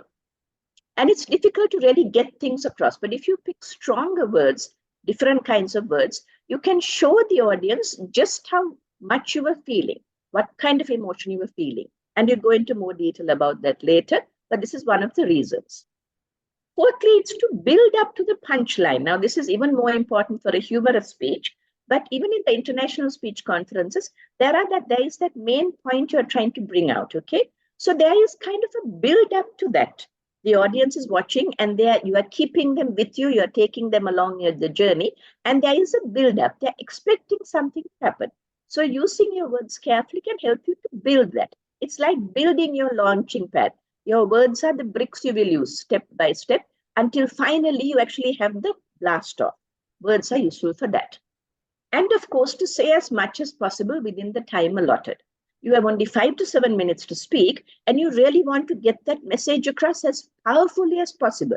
And that's easier if you can use richer words. We'll talk about that also, which means that instead of having to use 6 different words to say what you have to say, you can maybe put it together into just 3 words, which is important because that gives you a little bit of extra time in which to speak. We have sometimes seen really great speeches which have been really lovely, but have been disqualified and therefore have not been able to make it to the next level. And that's quite sad. So one of the ways in which you can cut down on your timing is to make sure you use richer words so you don't have to spend as much time using several words. So here's an example of a descriptive. Mrs. Pereira was so proud of her daughter Aruni. Aruni had won the Golden Trumpet, a prestigious award. Mrs. Pereira cheered and clapped when Aruni received the award. I could, for instance, simply say these 3 sentences one after the other. So you're listening to me and, there is a little bit of description, not too much emotion. I'm just saying facts. It's like listening to a newscast, right? Or reading a newspaper. But if you think about it a little and craft it a little differently, this is what you could say. Seated in the richly decorated auditorium, Mrs. Pereira, who was wearing her most expensive sari and a lot of jewelry and makeup, cheered and clapped loudly as she proudly watched her daughter Aruni receive the prestigious Golden Trumpet Award. It's the same idea we are conveying. It's the same situation we are describing. But instead of 3 separate sentences, we put it together and we throw in descriptive words like richly decorated. So you already have an idea of just how important this event was. Then you see that Mrs. Pereira is wearing her most expensive sari, jewelry, makeup. So you can imagine just how glamorous she looks, how much trouble she has taken just for this event. Then she's cheering and clapping loudly. She's not just doing it, she's loud. And she's proudly watching her daughter. So you have the description of the situation, you have the emotions coming through, and you are a little bit more in the picture now. You can visualize a lot more than you could before. This is a build up to the punchline. Some of you may have heard this from me before. I walked boldly into the embassy and spoke sternly to the smartly dressed gentleman who stood up to greet me. I've come to protest, I said angrily. I applied for a Canadian visa and I was refused one, so I'm here to protest. Of course, madam, the gentleman said politely and with a smile, that is your right. But this is the Japanese embassy. So again, I've highlighted in blue there the words which I've added in or put in there to bring out the picture more. So it brings out the emotion. See, I talk about I walk boldly, which shows that I'm going in without any fear. I spoke sternly. So you can see angrily, sternly, you can see my mood. And the gentleman, you can sort of picture him. You can't see his height or build, but he's smartly dressed and he stands up to greet me. And again, I say later, he's polite, he's courteous, he talks to me with a smile. And all that is there as part of the description, but also I have built up that final paragraph where I come out with the stupid mistake I made. I have built up to that. So you're watching me and you're saying, wow, she's on the warpath, she's all fierce. And there's this smart gentleman. Now she's going to go right over him. And I'm coming out with my angry speech. And then comes the punchline. So I have built up to that point where suddenly here comes out the punchline. So words are important for that as well. So words can have, I like to describe them as having colors or flavors or layers. Depending on the kinds of words you choose to use, you can add this color and this flavor and these layers to your speech. And again, I want to say, I'm not talking here about big words or complicated words. I'm talking about ordinary, simple words that we use, but the way in which we put them together and we create or craft a sentence can bring this color and this flavor and this layer into our speech. So, but that are what I would call richer words. So here are 4 words, for instance, parent, air, break, money. Now, here are 4 other words which are very similar, but a little different. Would someone like to unmute and tell me what do they feel about the second set of words? Just to make sure everybody is still awake, somebody unmute and tell me, what's the second set of words like? More specific. They're more specific. Anything else? More closer to the heart. They're closer to the heart. Okay. Anyone else wants to add anything? So specific. Now, when I say parent, for instance, when I say parent, some of you might think father. And father has a certain thing in the mind, right? You think, okay, he's the man who gives the money. He's the one who tells me what time I must come home. He's the one who gives permission whether I can go or not. Whereas when you say mother, there's a tenderness. There's the love she has. She will always cook my favorite curry. If I come home wet, she will quickly say, wipe your head, don't catch a cold. So there is, as far as it comes closer to the heart. Then there is something like air and oxygen. We might say something like, I was gasping for air. And you just think, she's tired, she's panting. But when I say oxygen, and especially for those of us who lived through COVID, we know how that word is so strong, right? When you say someone is struggling for oxygen, we know at once it's life and death. It's not like just air. And something like break, you can say, he just broke my hopes. But when you say he destroyed, it's a stronger word, a richer word. It means almost the same thing, but it comes through with much more passion. And it's the same with money and wealth. Wealth means you have a different idea. You think of a bigger picture really than if you say money. So that's an example. As you can see, both sets of words are very simple, very ordinary, very easy. But if you think a little bit and change the words you use, you can bring out a stronger or more passionate or more emotional meaning by the words you choose. Now, here's a picture I would like you to look at, and I've suggested various things we can say about it.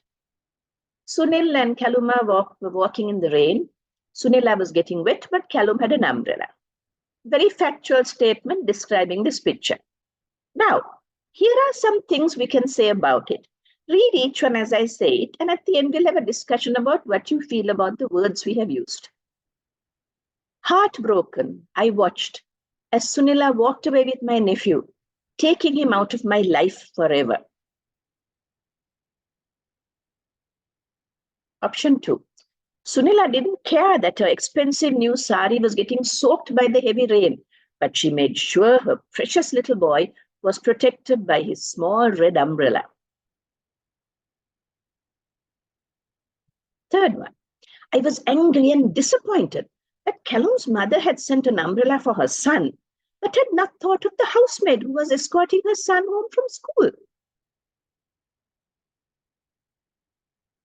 In the middle of the heavy rain and the many noisy vehicles on the road, Sunila and Callum slowly walked home, happy and at peace at last. Now, anyone like to unmute and tell me, what do you think? I mean, there's no point my making a presentation if it doesn't mean anything to any of you. So just give me your thoughts at random. Distinguished Toastmaster Chrishanthi, I feel the third one is more reflective of the picture. I felt more closer. Okay. In fact, okay, great. So you feel that the third one is more accurate in terms of the description. Okay. Anything else? Anyone else? DTM Chrishanthi, I think all 4 paragraphs have some relevance to the picture, depending on the context in which they are said. And I agree, these 4 paragraphs kind of add a lot more color than just simply saying they walked home in the rain and this guy had an umbrella.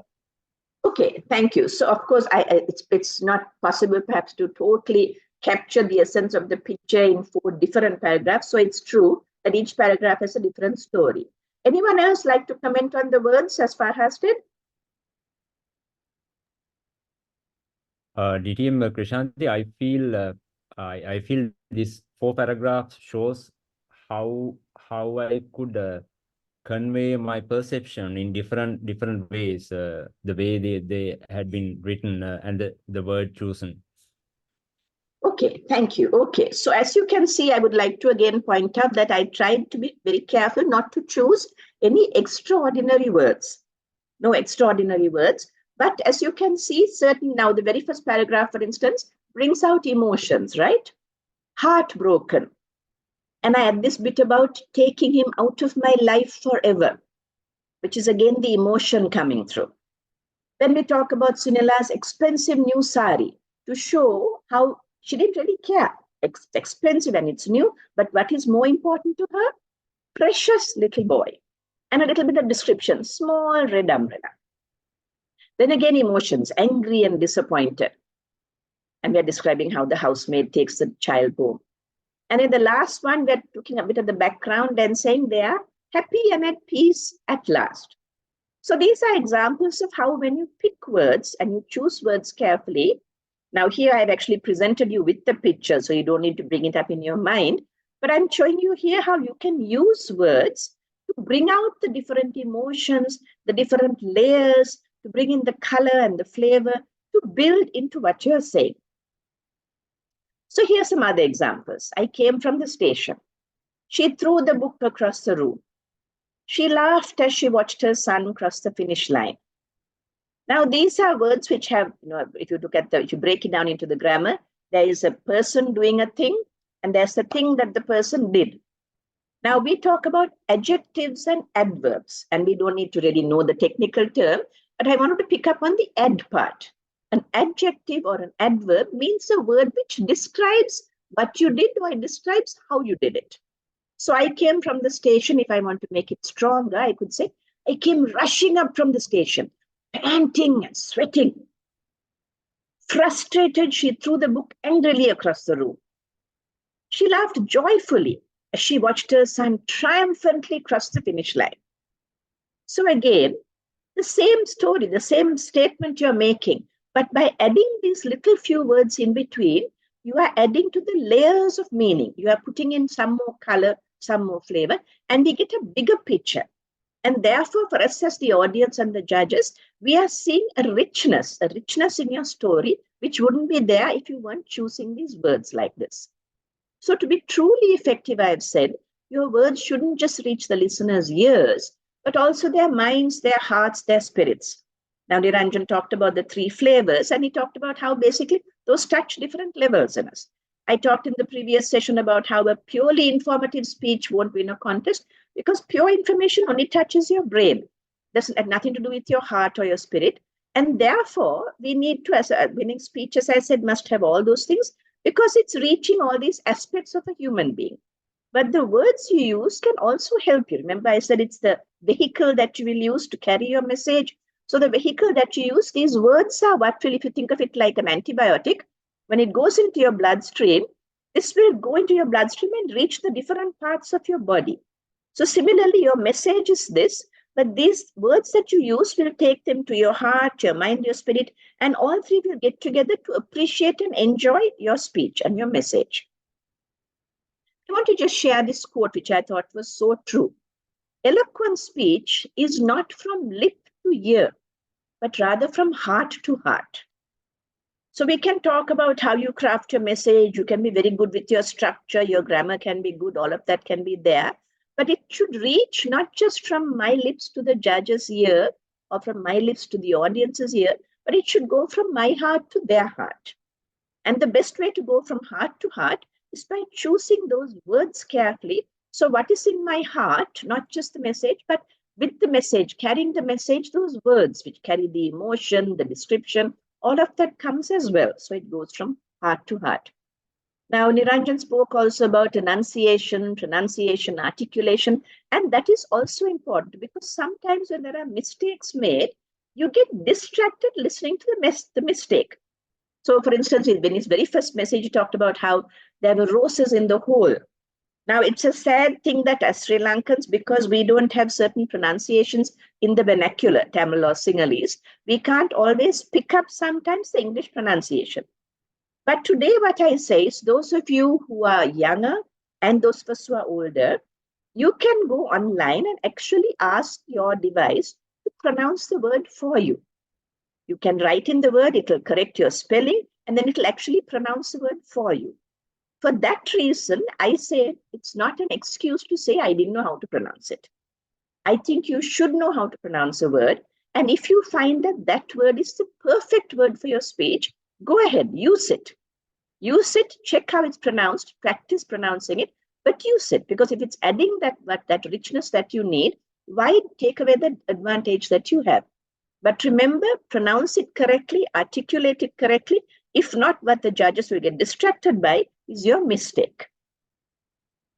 If you think back to these 5 speakers I spoke of, and I encourage you to go and listen to their speeches again, they all had very simple words, but they picked words that were emotive, that carried the emotion, and picked words that built the picture. If you listen to the one about the Indian wedding, for instance, there's lots of humor, so much of humor. And yet at the end, when he comes out with that message about how they accepted him as family, it's very emotive. It's very emotive, and you can really feel for that. And it's not surprising that these were the people who actually won this contest. So that's why I want to emphasize again, don't get put off thinking when you talk about words, you're talking about complicated words. Not at all. But I would love to encourage you to think about when you hear something and you like the way it's said, isn't it sometimes because of the words that are used? Isn't that why we sometimes buy cards, because we can't find our own words to say? Or why we like love songs or songs that make us happy? Because they put into words things that sometimes we don't know how to say. So it's all about words.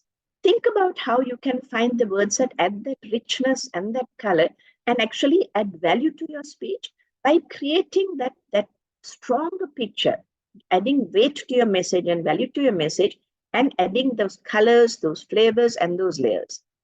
You can, of course, create a picture like this through your speech, and we will all see it's about your happy family, your parents, your children, your dog. That's wonderful to see. But if you pay a little bit more attention to the words you use and elaborate on this and add those colors and flavors and layers, we hope that you'll be able to actually paint a wonderful masterpiece like this. Back to you, Viruli. Thank you very much, DTM Chrishanthi, for enlightening our contestants on how to mind your language by playing with creative words. So with that, we can have about 5 minutes for any questions. Audience, please make use of this time.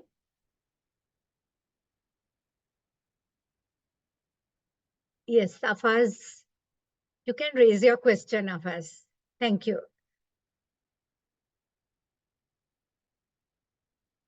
Go ahead, Afaz.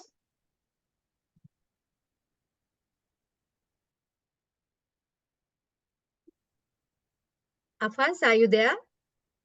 We can see your virtual hand raised. Any other person, Hello? Lalit? Can you hear Yes, me? please go ahead. Yes, Am I audible? we can hear you. Yes. Yeah, okay. Sorry for the inconvenience. So I just wanted to ask now, let's say that we are trying to, increase the humor within our speech, and maybe by adding a sarcastic or a light humor to the already existing one. So like, is it okay to just add on words such as, sorry for saying this out loud, like bullshit or any other things that might, we use within the day-to-day life, but is it okay to be used in a speech? And if not for such words, what other things could we like use to bring across the same kind of, emotion? Okay, so I think one of the reasons why we use words like bullshit is because we feel so strongly about something and we feel that ordinary words don't communicate that emotion. But what I would suggest to you is think about the fact that one of the tests of a speaker is to find equal words. And sometimes the fact that you're trying very carefully not to use that word brings out stronger humor. I remember one speaker, I can't remember now who it was, but who would say something like, for instance, and then this happened. And I thought to myself, surely it can't be that bad. And you know, at once the people were expecting the sh sound to lead to another word, but then he turns it into surely. And so we all laugh. And that makes cleaner and still brings out the humor. So let's say, for instance, I want to describe a really bad, let's say it's an official at some government department. And I want to say, she was a bitch.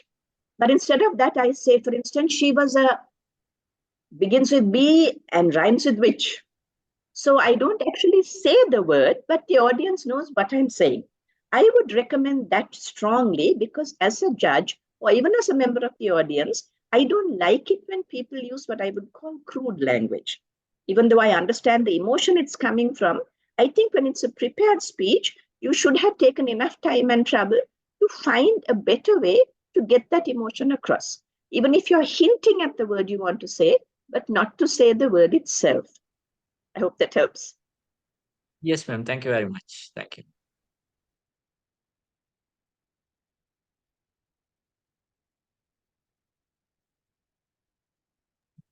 We are running late, so if there are no questions, you have a couple of seconds to make up your mind, or Viruli will close the session.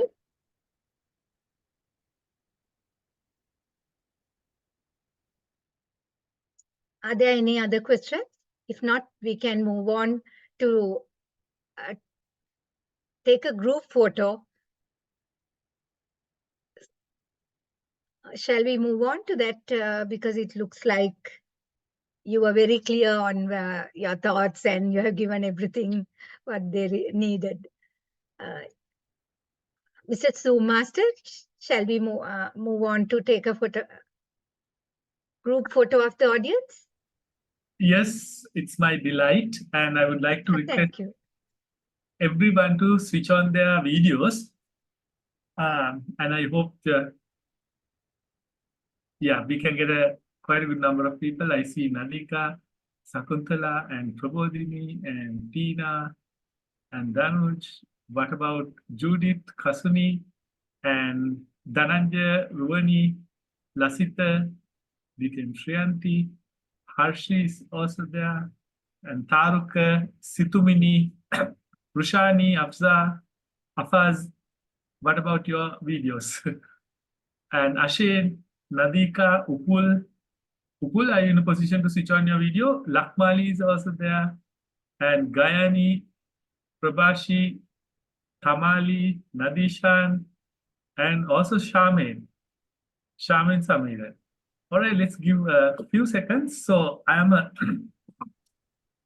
cameraman, but you have your camera. So switch them on and look at the camera, not the screen, so that we'll get a wonderful photo of everybody well placed on the screen.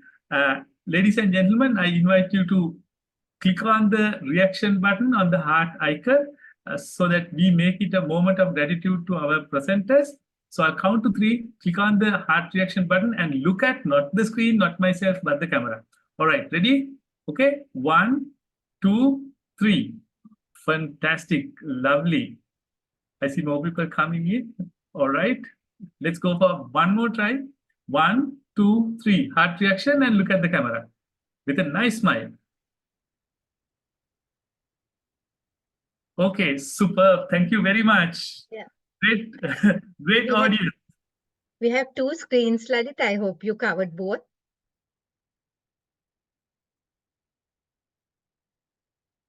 Yes, I got all into one.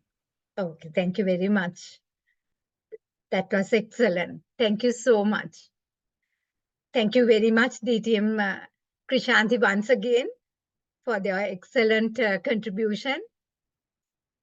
I think all the audience, everybody appreciate your hard work. So after 2 brilliant presentations by 2 subject experts and veteran Toastmasters on how you should craft your speech and run the contest, let's now move on to the judges' perspective of speech contest. This is a very important fact. Our contestants must monitor and also concentrate on. So we have an expert and a renowned personality, Distinguished Toastmaster Piyakara Darshin, past Assistant Chief Judge, District 82, to conduct this session. He's no stranger to any of you. DTM Piyakara is a Toastmaster since year 2006 and a member of the Hatton National Bank Toastmasters Club. DTM Piyakara has held many Toastmaster leadership positions at club, area, division, and district level. He is the current club retention chair in the club growth directors team. Distinguished Toastmaster Piyakara is a banker by profession and is currently working as a senior manager attached to employee banking at the Hatton National Bank PLC. DTM Piyakara, the stage is yours. Thank you. Thank you, Viruli. Let me share my screen, please. Yes, you have the options.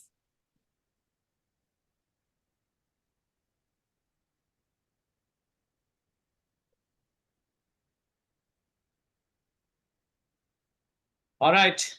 Thank you very much, the audience. I don't think that I have anything else to say after listening to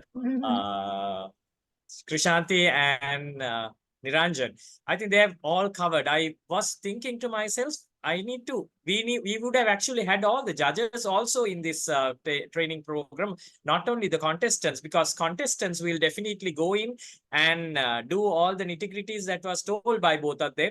But if the judges don't do justice as they've been trained all this time, there won't be any justice done to all these contestants who are here today trying to get the details arranged. But let me take you through also, even though we have been harping these things all over again and again to the judges. Now, this training that we are trying to do is what we have done already to the judges, but from your perspective, how it will be effective and how we will look at it is what is going to be said and done today. So let us look at it.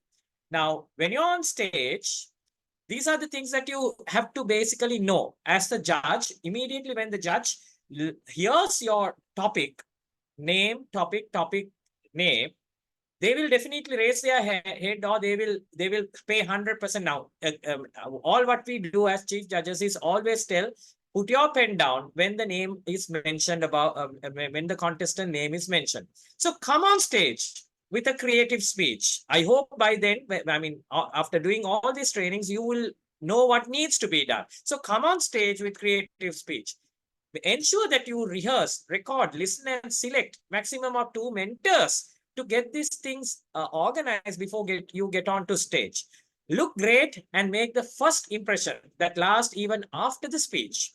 Now, first impression is how you look, but then lasting impression is how you have spoken. So remember, you have those combination together. First impression is great.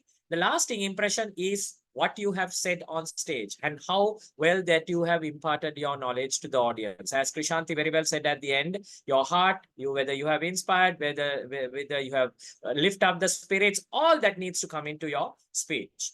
Wow the audience. At the end of the day, wow the audience. Start sharp, build sharp, and end sharp. Now, these are, I suppose this must be the summary of all what you have heard from morning till now until my presentation came. So all what you need to do is to start sharp, build sharp, and end sharp. If you know what I mean by that, now that the training has been done. So as a judge, what would they look at? What would the judges look at? Your speech topic. Now, there are certain speakers who come with very long speech topics. I do not know why it is the case. But if you really look at all the world championship of public speakers or world over, none of them had long speech titles. So ensure that you come out with the correct speech topic. How you walk on stage, how well groomed you are, how you shook hands with the contestant, how you stand on stage, your posture, how poised you are on stage, how confidently you delivered your speech, how well you use your props, if any, how well you dramatize, differentiate in conversations, how well you start and end your speech. Now, as a judge, these are the things actually what we look at. Now, remember, if you don't adhere to any of these, that will be a minus point for you. Remember, when you have prepared yourself and when you are coming on stage, as very well told by Krishanthi and Niranjan, if you have crafted your speech and when you are on stage, if you do not cover all these aspects, judges will look at that. At the end of the day, when they put their pen down, they will ensure that certain points are given or not given according to the objective criteria outlined in your ballot sheet, in the ballot sheet of the judges. Let us look at what it is. International speech judging criteria. We are going to harp a lot on international ballot sheet because that is the contest that goes to international arena. I know most of these contestants who are here are the international speech contestants, and you need to enlighten yourself as to how the judge would look at what you are trying to deliver here. The content, as told by Chrishanthi, is very important. I'm not going to go into details. Speech development, effectiveness, and speech value. All what I'm trying to give you is the points that you get for each. Now, out of 100, content comes for 50%. Content comes for 50%. Now, Niranjan and Chrishanthi was harping on this again and again, how important the content is for your speech. Hope you will adhere to the things that she was talking about, and then build your content in a way that we as judges look at you in the audience and we are wowed and we realize that there's such a lot of value in what you have said. Now, speech development gets 15 marks. Earlier, this was not the case. It was something else. This time, the ballot sheet have changed. So you get only 15 marks for the speech development. Have you put your points? Now, I have underlined certain lines for you to understand. If you want to take a screenshot or whatever, remember, these are the things that the judge would look at when you are on stage. Have you put your points together so that the audience understood you? Have you put your points together so that the audience, most important thing is when you come on stage, understand who your audience is. You come in, usually in this arena of this Toastmasters, we will face the fellow Toastmasters itself. So all these Toastmasters are coming from different backgrounds, different knowledge, with different knowledge. They are knowledgeable enough to understand what you are saying in different educational levels. That's all. That's what I wanted to say. So audience is what is important. If you are going with the same speech that you are practicing today, that you are trying to do for international speech contest to a different audience, will they also understand you the same way the Toastmasters understand you? Now, as I said, I'm repeating again, your audience is generally the Toastmasters. But if you have a super speech, if your audience understands you, that particular speech can be brought into any arena of any caliber of people. You can speak to any caliber of people because your speech content is understood by everyone. Have your speech purpose structured around the opening and the close. Now, people, the speakers sometimes do not structure their speech. We usually say, even Chrishanthi said so, you need to structure the opening and the close together. And Niranjan very well articulated how it needs to be done. Did your speech capture the audience attention and concluded equally well? You caught the audience attention, but you concluded at a high note. Now, opening is important. Ending is also similarly important. Maybe your ending might be sorrowful, but will that sorrow, will that sadness capture the audience is what is important as a speaker on stage. Remember, the judges will look at these things. Did your speech capture the audience attention? Did you have relevant examples, illustration, and facts? Are they well combined? Was your delivery smooth and blended in the framework? Now, this will come only if you rehearse, practice, rehearse. So if you have structured your speech well, if you have developed your speech well, you will get 15 marks for your speech. But were you delivering the speech smooth and whether it blended well is all up to you. That will only come by rehearsing. When a speaker comes on stage, a judge will understand whether the speaker has done the practice yesterday or just on the day of the contest. Most at the contest at the club level, we understand that. Usually you practice only in the morning. Some speakers only write their speech the day before. Some speakers come and do impromptu speeches. So try not to do that at the division level or area level, I should say. Have your delivery very smooth. And then we come into effectiveness. This is out of the 50, it's only 10. See how different it is. This is the judge's viewpoint. Now, judge will concentrate how effective of what the content is to the audience. Judge will look at, this is purely the judge's viewpoint. Now, he will 100% pay attention to the effectiveness of your speech content. Now, again, we are looking at the content. Was the judge able to capture the speaker's purpose? Now, I have highlighted and I have bolded. Purpose is what is important. Where is this speaker going? Where is this speaker going? Now, as judges, sometimes we wonder, he started off with something else. Now he's building and building. Okay, he ended the speech. What was he talking about? What was the purpose of his speech? He said so many things. He had beautiful words also, as mentioned by Chrishanthi. But what was the purpose? We need to understand the purpose. Purpose is connected to the effectiveness. If you want to score the entire 10 marks or at least 7 marks out of that, you need to have a proper purpose. Was the audience interest held by the speaker? Audience interest held by the speaker from the beginning. Contest chair, or if you start from contest, if you really look at all the 5 international past speakers, as Chrishanthi showed, if you had really gone through those speakers, you will know how well they captured the audience from the first word itself, and how well they maintained it right throughout. So it's a right throughout journey. Was the speech subject appropriate for this particular audience? As I said, you are coming into the Toastmasters arena to speak for internationals.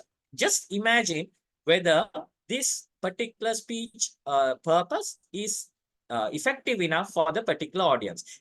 Usually, on all Toastmasters, you will have this phenomena saying, sex, religion, politics, avoid. Sex, religion, politics, avoid. Now, if you're coming into a contest arena and then all the judges, all of them are Toastmasters, this particular thing must be lingering in their head. But I'm a person who will always say, Toastmasters have never said you can't speak.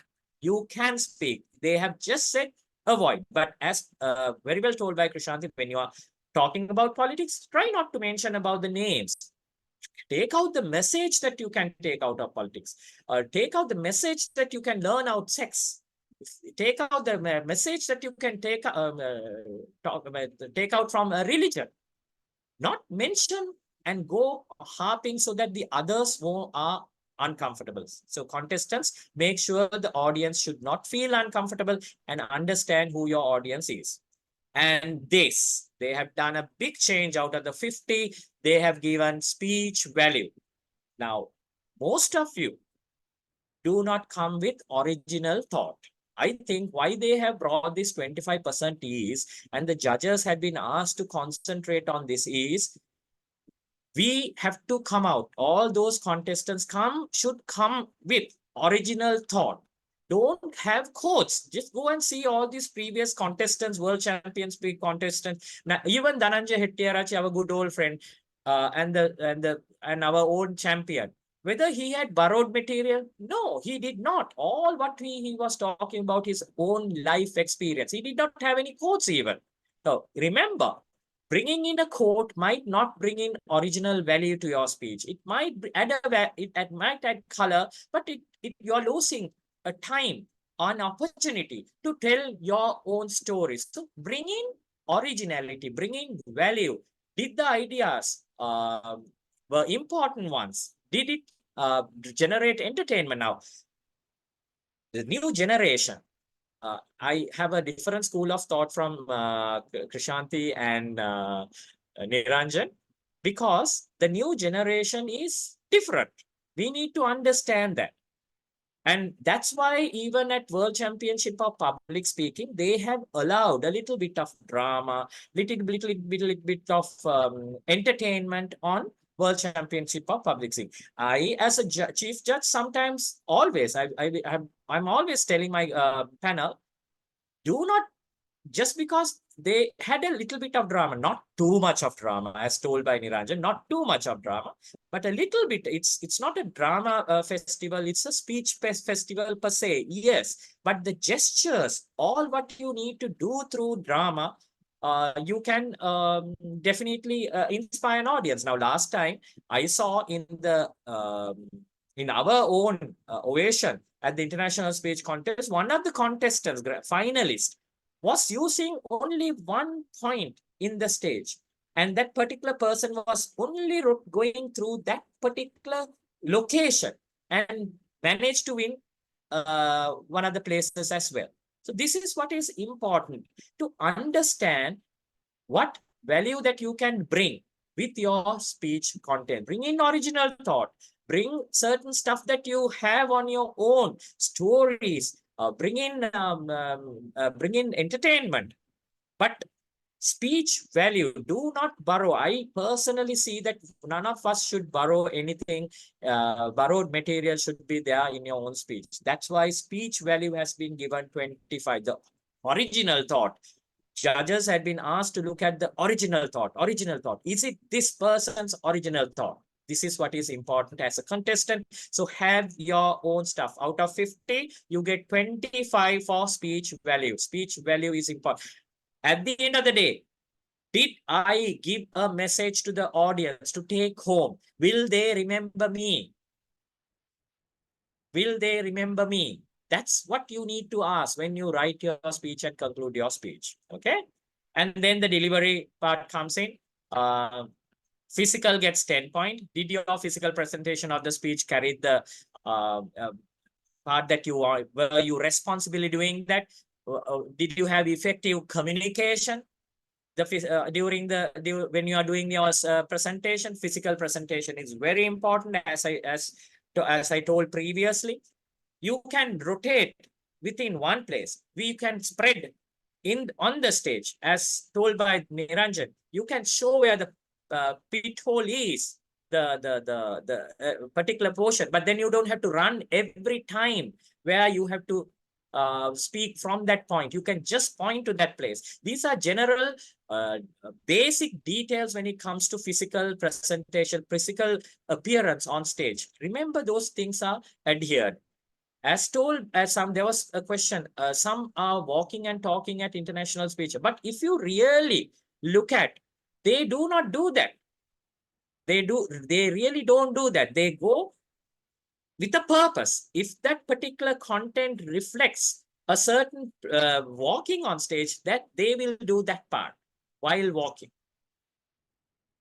Look at speech, at least look at the past 5 physical content, not the online ones. I would recommend you to go back, skip the online ones, at least look at the ones that were really on stage, physical ones, for you to understand what I'm talking about. Did your appearance reinforce the speech, whether profound, sad, humorous, or instructional? So your appearance, how your gestures move, how your facial expression moves, how you dress, all that, whether it reflects with your speech. Did your body language support points through gestures, expressions, all that we spoke about? Did you use your physical appearance effectively and stage at the designated speaking area? See, now this is a criteria. I just took these points from the ballot sheet itself.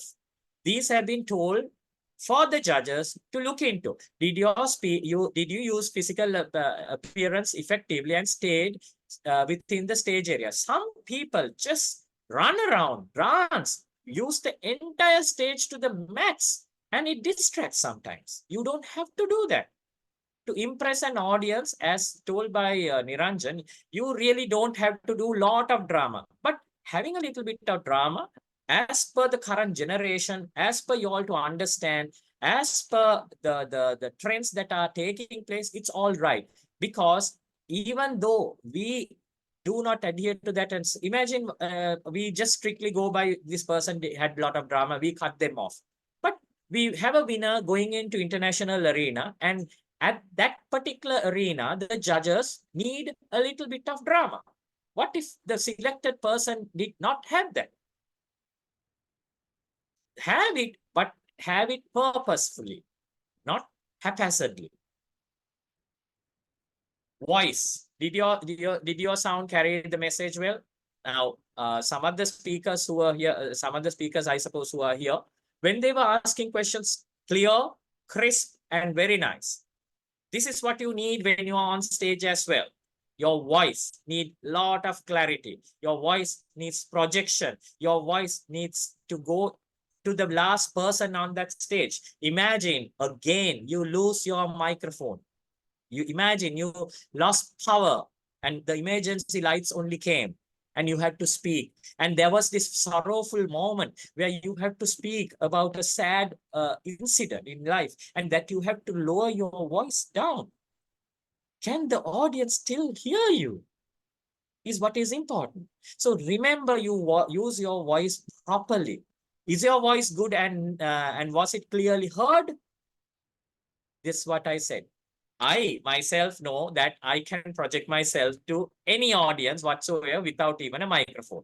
That's a art that I developed actually. Each and every one of you can develop that art as well. Speaking in audience is not only for Toastmasters, it's only applicable, as very well told by I think Niranjan, during your presentations in office. I think Krishanthi also said, during your presentations in office, you've been given opportunity to do a presentation in office. Now you are using the skills of Toastmasters, and if you are not doing that properly, if your voice is not projected enough, what is the point in delivering a presentation? So remember, when you are a speaker, that you need to have that way, clearly heard and audible.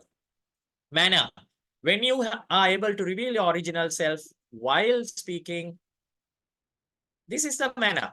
How well this person did you do your speech with enthusiasm and assurance? When you, from the beginning till the end, you might have practiced 2 days, 3 days, you would have had slept for 2 hours, 3 hours, 4 hours, which I do not recommend you. I need you to at least sleep well just before the contest day and at least get up and do your speech a couple of times and then come. Do not show the audience that you are nervous.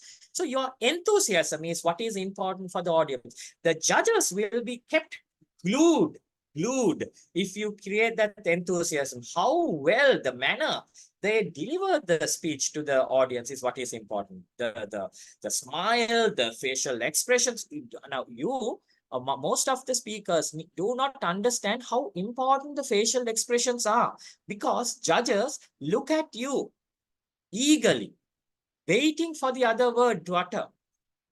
Good judges will always keep an eye on you. Your eyes will be tapped by those judges, as told by Niranjan. When you divide the audience into 4 quadrants, get hold of one of those people in the audience. Sometimes most of them would be one of your judges. So for you to impress one of those judges, look at those members in the audience. Maybe that person who's eagerly looking at you, and when with your enthusiasm, if he smiles and he's with you, most probability is that that person could be a judge, eagerly listening to you. So think of that and emphasize when you are delivering your speech, how well your mannerisms, how well you projected yourself, and how well you kept the enthusiasm and with the audience. Did you show interest towards the audience? That is what is important when you are delivering your speech. That gets 10 marks. Huh? And the language. I don't want to go into talk about this. I just show you what it is. Krishanthi went in detail how important language is. If you are through to division, get your speech checked, your enunciation, pronunciation, all that. Check everything, because it adds value. If you want to get the entire points, if you have scored low in other areas, but if you had scored high in your language, you are a winner. So how appropriate the language, how correct the language, how good the word usage was. Air, oxygen, destroy. You saw how well Krishanthi articulated the word usage. That's what is important with regard to appropriateness of your speech to the audience. The content. You might be talking a very controversial topic. I am a person who will definitely like to see controversial topics on stage. But when you are bringing in controversial topics, imagine if you have used languages that is not correct to the audience. your message is not through. Bring in controversy, but then bring that controversy in a style, a manner which is appropriate to the audience. As long as that is appropriate, your message is through and they will feel comfortable. Did your language promote clear understanding of thoughts and fit the occasion? This is something that is important, which Chrishanthi elaborated at length. Remember this. And correctness. Did you speak correct language that ensured attention? And did you use proper grammar and correct pronunciation while you are doing your speech? These are the 2 points that you need to understand with regard to language. If you want to ensure that you collected the entire 20 points, whereas on the content part, you might score more, and your delivery, there were a little bit of issues with regard to delivery, but you have scored very high with your language and the content. You may be a winner. You wouldn't know, because judges wouldn't collect points until you get out of the stage. When you leave the stage, only they will put their pens down and start tabulating the marks. Therefore, ensure each component of this ballot sheet is clearly understood by each and every one of you. Table topics, I don't want to go into detail. I'm just giving you a summary. Similar, it's a table topic that you get immediately. You need to quickly focus on how you need to deliver your speech. You can speak for or against the topic, but still for all, you need to develop the speech in such a way it has an opening body, conclusion, and then you bring in these components. So the points for table topics, content gets 55 points compared to the international. Why? At least additional 5 points given to you because it is spontaneously done. It is done on the spot. So you need to come up with good content, good quality content if you want to be a winner among your other contents. And delivery, equally important. It gets only 30 marks, and the language is since you are not practicing, since you have not done rehearsals with regard to the speech, there could be grammar errors, there could be pronunciation errors as well. That's why they have brought the points from 20 to 15 and added 5 to your content. Remember, this is what it is when it comes to table topics. Summary, work on your speech well ahead, not the day before, not the day before. Rewrite the speech and over again. When you start, I know a speaker, I think Dhananjay only told this when he came to one of our trainings at the bank long time ago. The initial speech he wrote was not the speech he had at the end. The initial speech he wrote was not the speech he had for that particular contest at the end. He has started writing a speech. He said that he had done 12 drafts, and the 12th draft was not the first, which means he had developed it, crafted it, rewritten it. I want you all also to do the same, thinking about the ballot sheet and thinking about you being in the international arena. Just go through and listen to a couple of speeches. Be inspired only. Be inspired. Have your own original value to your speech. Understand very well the judges' criteria, which I just told you. Know what is hot in demand these days. You need to understand what is hot in demand these days. That has an impact on judges' subjective thought, which might work positively towards your voting. Think of what is hot these days. Maybe you can look at all the speeches that were done previously and look at what is hot. Maybe that might have a bit of an impact on the judges as well, because judges will know. Judges will also, they are also humans. They are not anyone else. They will just go by the criteria. But maybe a hot topic might have a better attention. Understand who you have come to inspire and deliver your speech with passion while creating value. Understand you have come to inspire and deliver your speech with passion while creating value. Continue on stage no matter what. Do not stop or excuse yourself.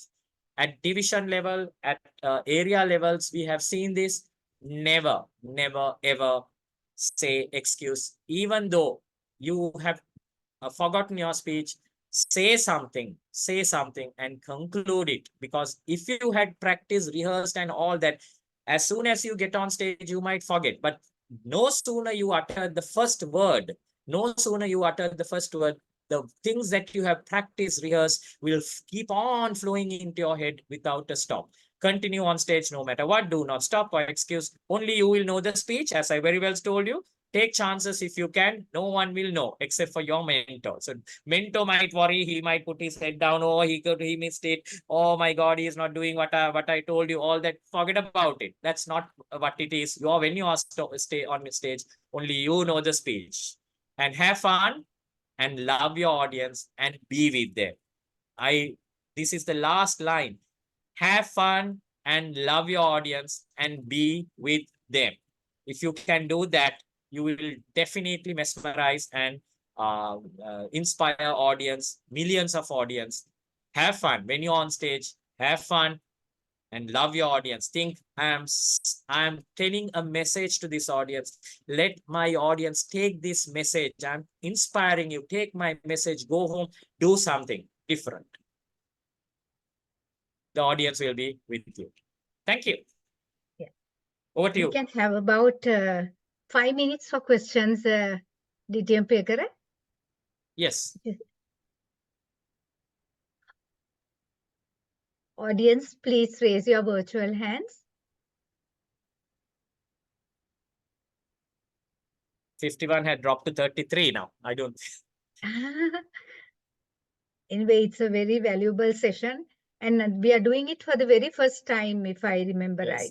Yes. Because most of the people did not realize the value of this program.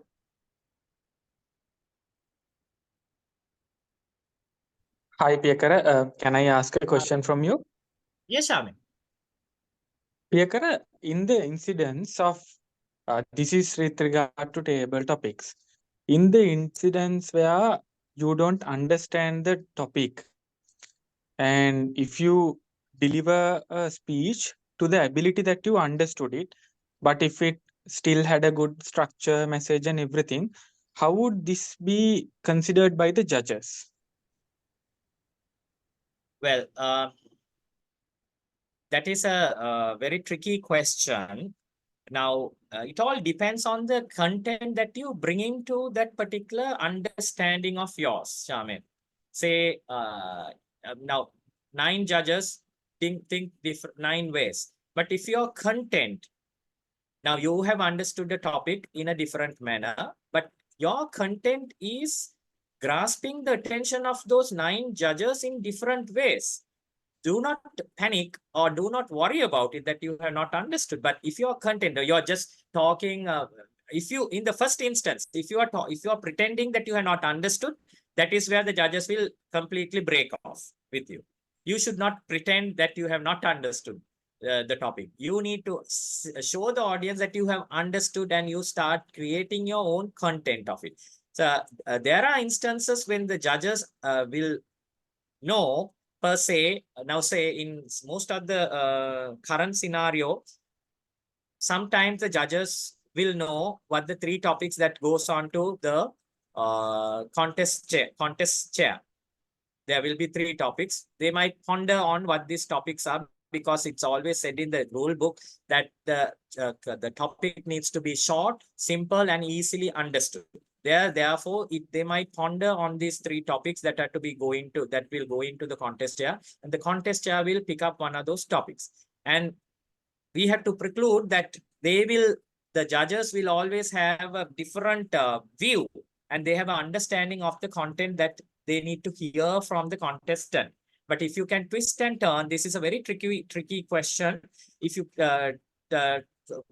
without creating that you are not nervous on stage, and you create your speech and you build your speech with the content properly put into the speech, I think you will be a winner, despite you are not hearing the topic clearly understood. But as soon as you show you are nervous and you are not understood, that is the place where you break off. Until the speech is finished, the judges will attentively listen to you if you are building your speech content from the way that you have heard it.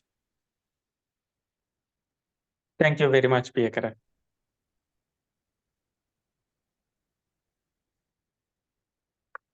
I have a quick question. Now, many contestants would go to other contests in area, division, and clubs to watch how the other competitors are doing. Okay. What is your opinion about this? What kind of ethical standard should we have? I think it's perfectly all right. It's perfectly all right. You understanding your competition is very important. In my personal view, if the other club allows any other person to come in, and if that person goes and listen to the contestant, that is the contestant's ability to build upon it and then develop his speech, because you're a contestant. If you want to develop, I mean, if I am telling you to listen to the world championships of public speaking, why not you go to listen to your competition?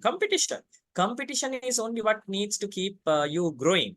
If not, you wouldn't know how well that person will be of any competition to you. So if you can develop, oh, this person is having this part of it, let me change mine. But if you are borrowing it and doing it's not correct. But developing your own self, developing the speech, and placing your standard above that speaker is always better in my personal view.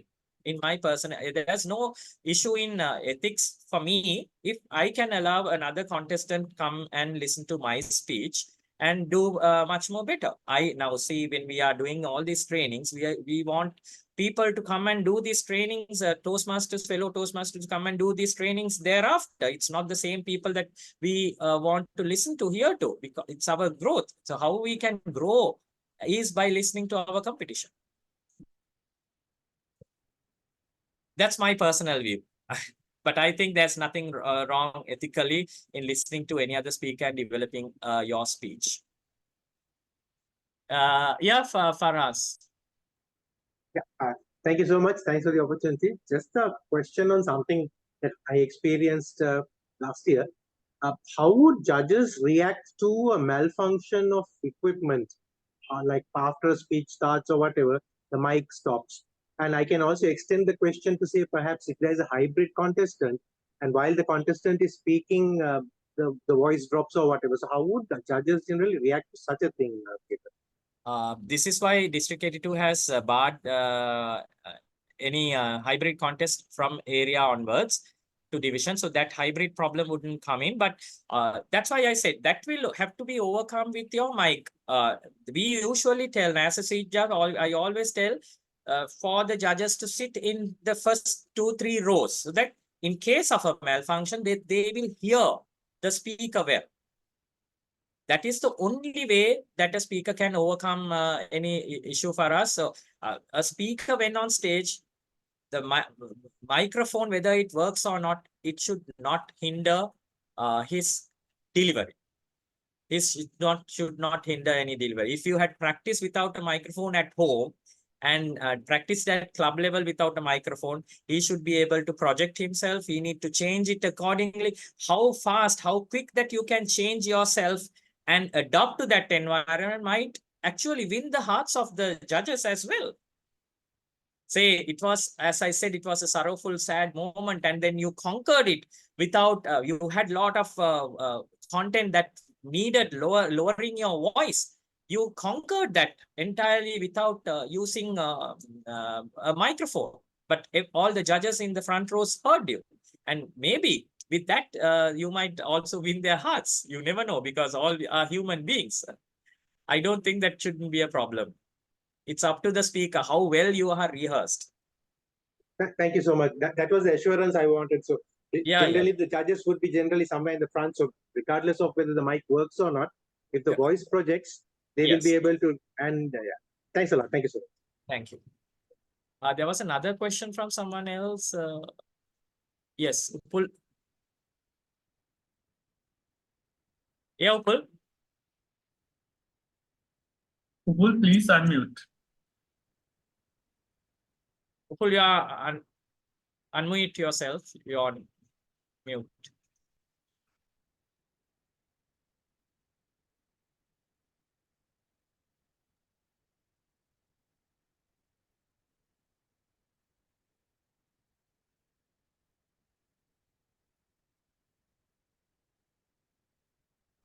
Sorry, I got a technical issue.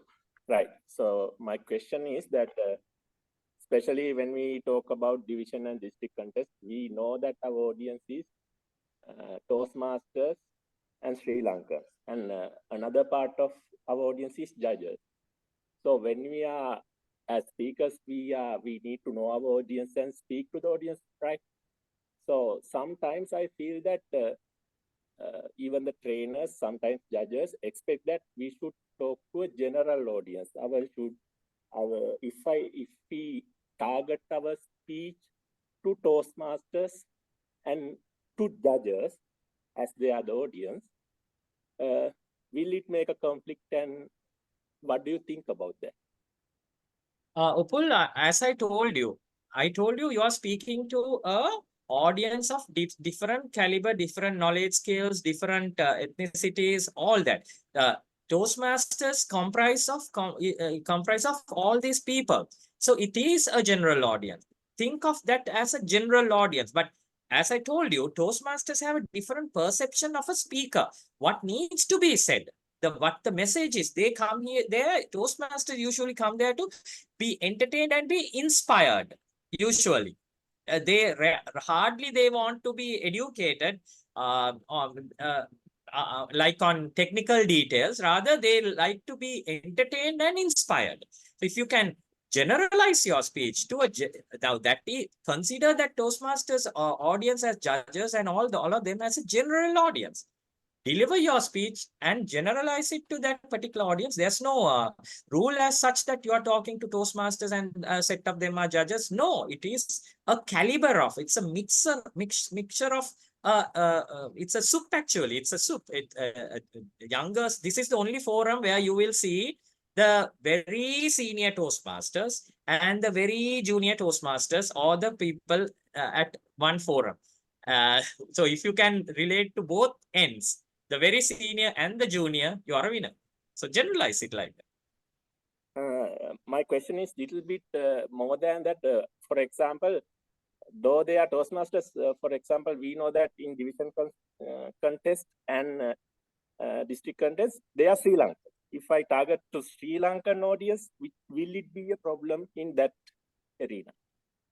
If you're talking to Sri Lanka, now say I have in my speech, I have Piyakara as my name in the speech. I will not have that same name when I go to India. I might want to have it at Ranjit or something that is in India. When I go to, if I'm through to the semi-finals, I might have to change a little bit of words that I'm using. Maybe I will not say I'm going to the petrol shed while I'm using in Sri Lanka, but when I'm with the same speech go to another country, I should say some gas station, something like that. Then only they will understand you. You need to change a little here and there according to the audience content, but you need to project yourself to that particular day's audience and change accordingly the components of your content to suit that, so that they will understand. I think Chrishanthi elaborated this very well during her presentation. If you were there. Yeah, got that. It's clear now. Thank you. Is it clear? Yes, it is clear. Thank you. All right. Thank you.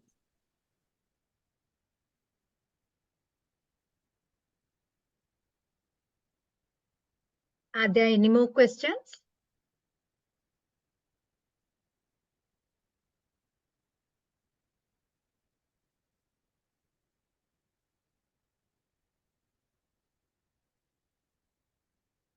Right. I don't think there are. Yes. Thank you. Thank you for being a good audience. All the best for the competition. Have fun. Love your audience. Be with them. What a great message to the contestants from a veteran contest chief judge.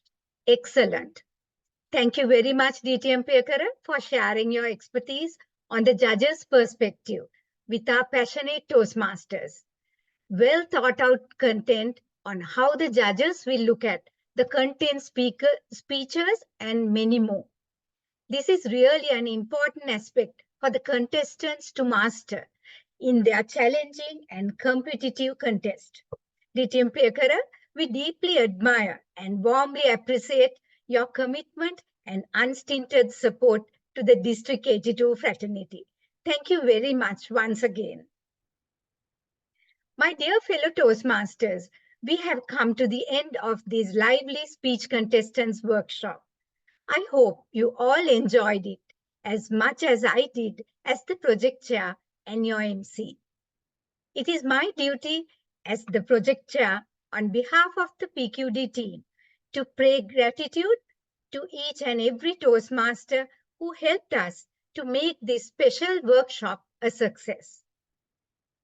My heartfelt appreciation to the eminent resource panel, competent Toastmaster Niranjan De Silva, distinguished Toastmaster Chrishanthi Emmanuel, and distinguished Toastmaster Piyakara Darshin for your dedication and effort, sacrificing your Saturday morning, coming forward to empower our future speech contestants in their journey towards the goal. Many thanks to the participants who joined the workshop on time this morning. You showed your passion and dedication towards enhancing your knowledge. Truly admire your enthusiasm. I deeply appreciate the initiative taken by distinguished Toastmaster Ganga Fernando, Program Quality Director, in organizing this special workshop. I'm sure it will help to achieve her goal, great objective, to produce our next world champion of public speaking very soon. Many thanks Toastmaster Lalit Manage, our administration manager, for your commitment as the Zoom master today. Very grateful for accepting our invitation and making this workshop smooth and flawless with tech glitches. Warm appreciation to our PR manager PQD, Toastmaster Kittuka Gunawardana and PQD team, District PR manager Nimnaka and his team for the support extended to us from the day one of this important workshop. It was a great strength right throughout. Finally, dear future contestants, all good luck and best wishes in your upcoming speech contest. Go for the gold. You can do it. Thank you for joining once again. Have a great weekend, everyone.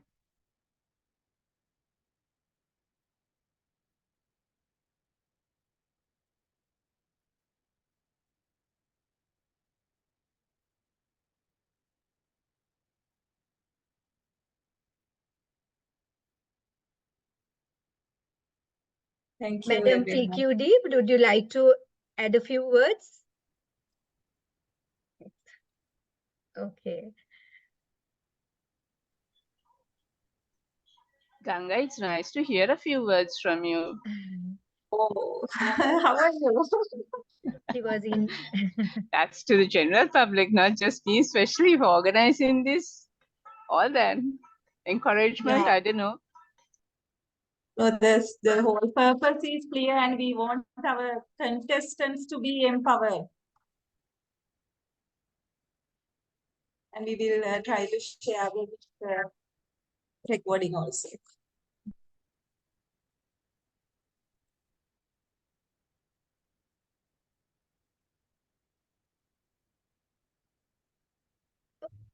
I think, okay, everyone. You can Lalit, enjoy lunch and have a great weekend. Yeah, first I need to take breakfast. Oh. So I'm delighted. Anyways, the food was these great information and ideas and thoughts. Yeah, you got enough food for thought, isn't it? Yeah. Thanks, Lalit. All right. So we'll call it a day. And soon I will connect with the PR team, get the recordings and all Yes, the Lalit. That will Yeah. be very helpful. In Hello, about- DTM Chrishanthi. Nice to see you in all the programs. We truly admire you. He was someone who was registered earlier also. Yes, yes. From the participant list. Kaliti is of a Yes, great leader. registered participant. Kaliti I is of a have told great you, leader, every right? program there's something to learn. So I I know. wish more, whether you contest or not, there should be more people joining in, because even from Yes, the judges' point of correct. view, you pick up a lot of points. Yeah, So we advertise that it's open for anyone. Now, see, when you come and learn, you share with so many people, no? So hundreds and hundreds of people. Thank you so much, everyone. Okay, bye. See you at another forum soon. Yeah, sure. Okay, then. Right, bye-bye, and thank you for making me part of Bye, the program. Lalit. Thank you so much once again. Okay, bye. All right. DTM Ganga, thank you for the opportunity. I really enjoyed it. Hope I did justice to you for the program. Okay, so this session will close in 5 seconds. Oops. Yes.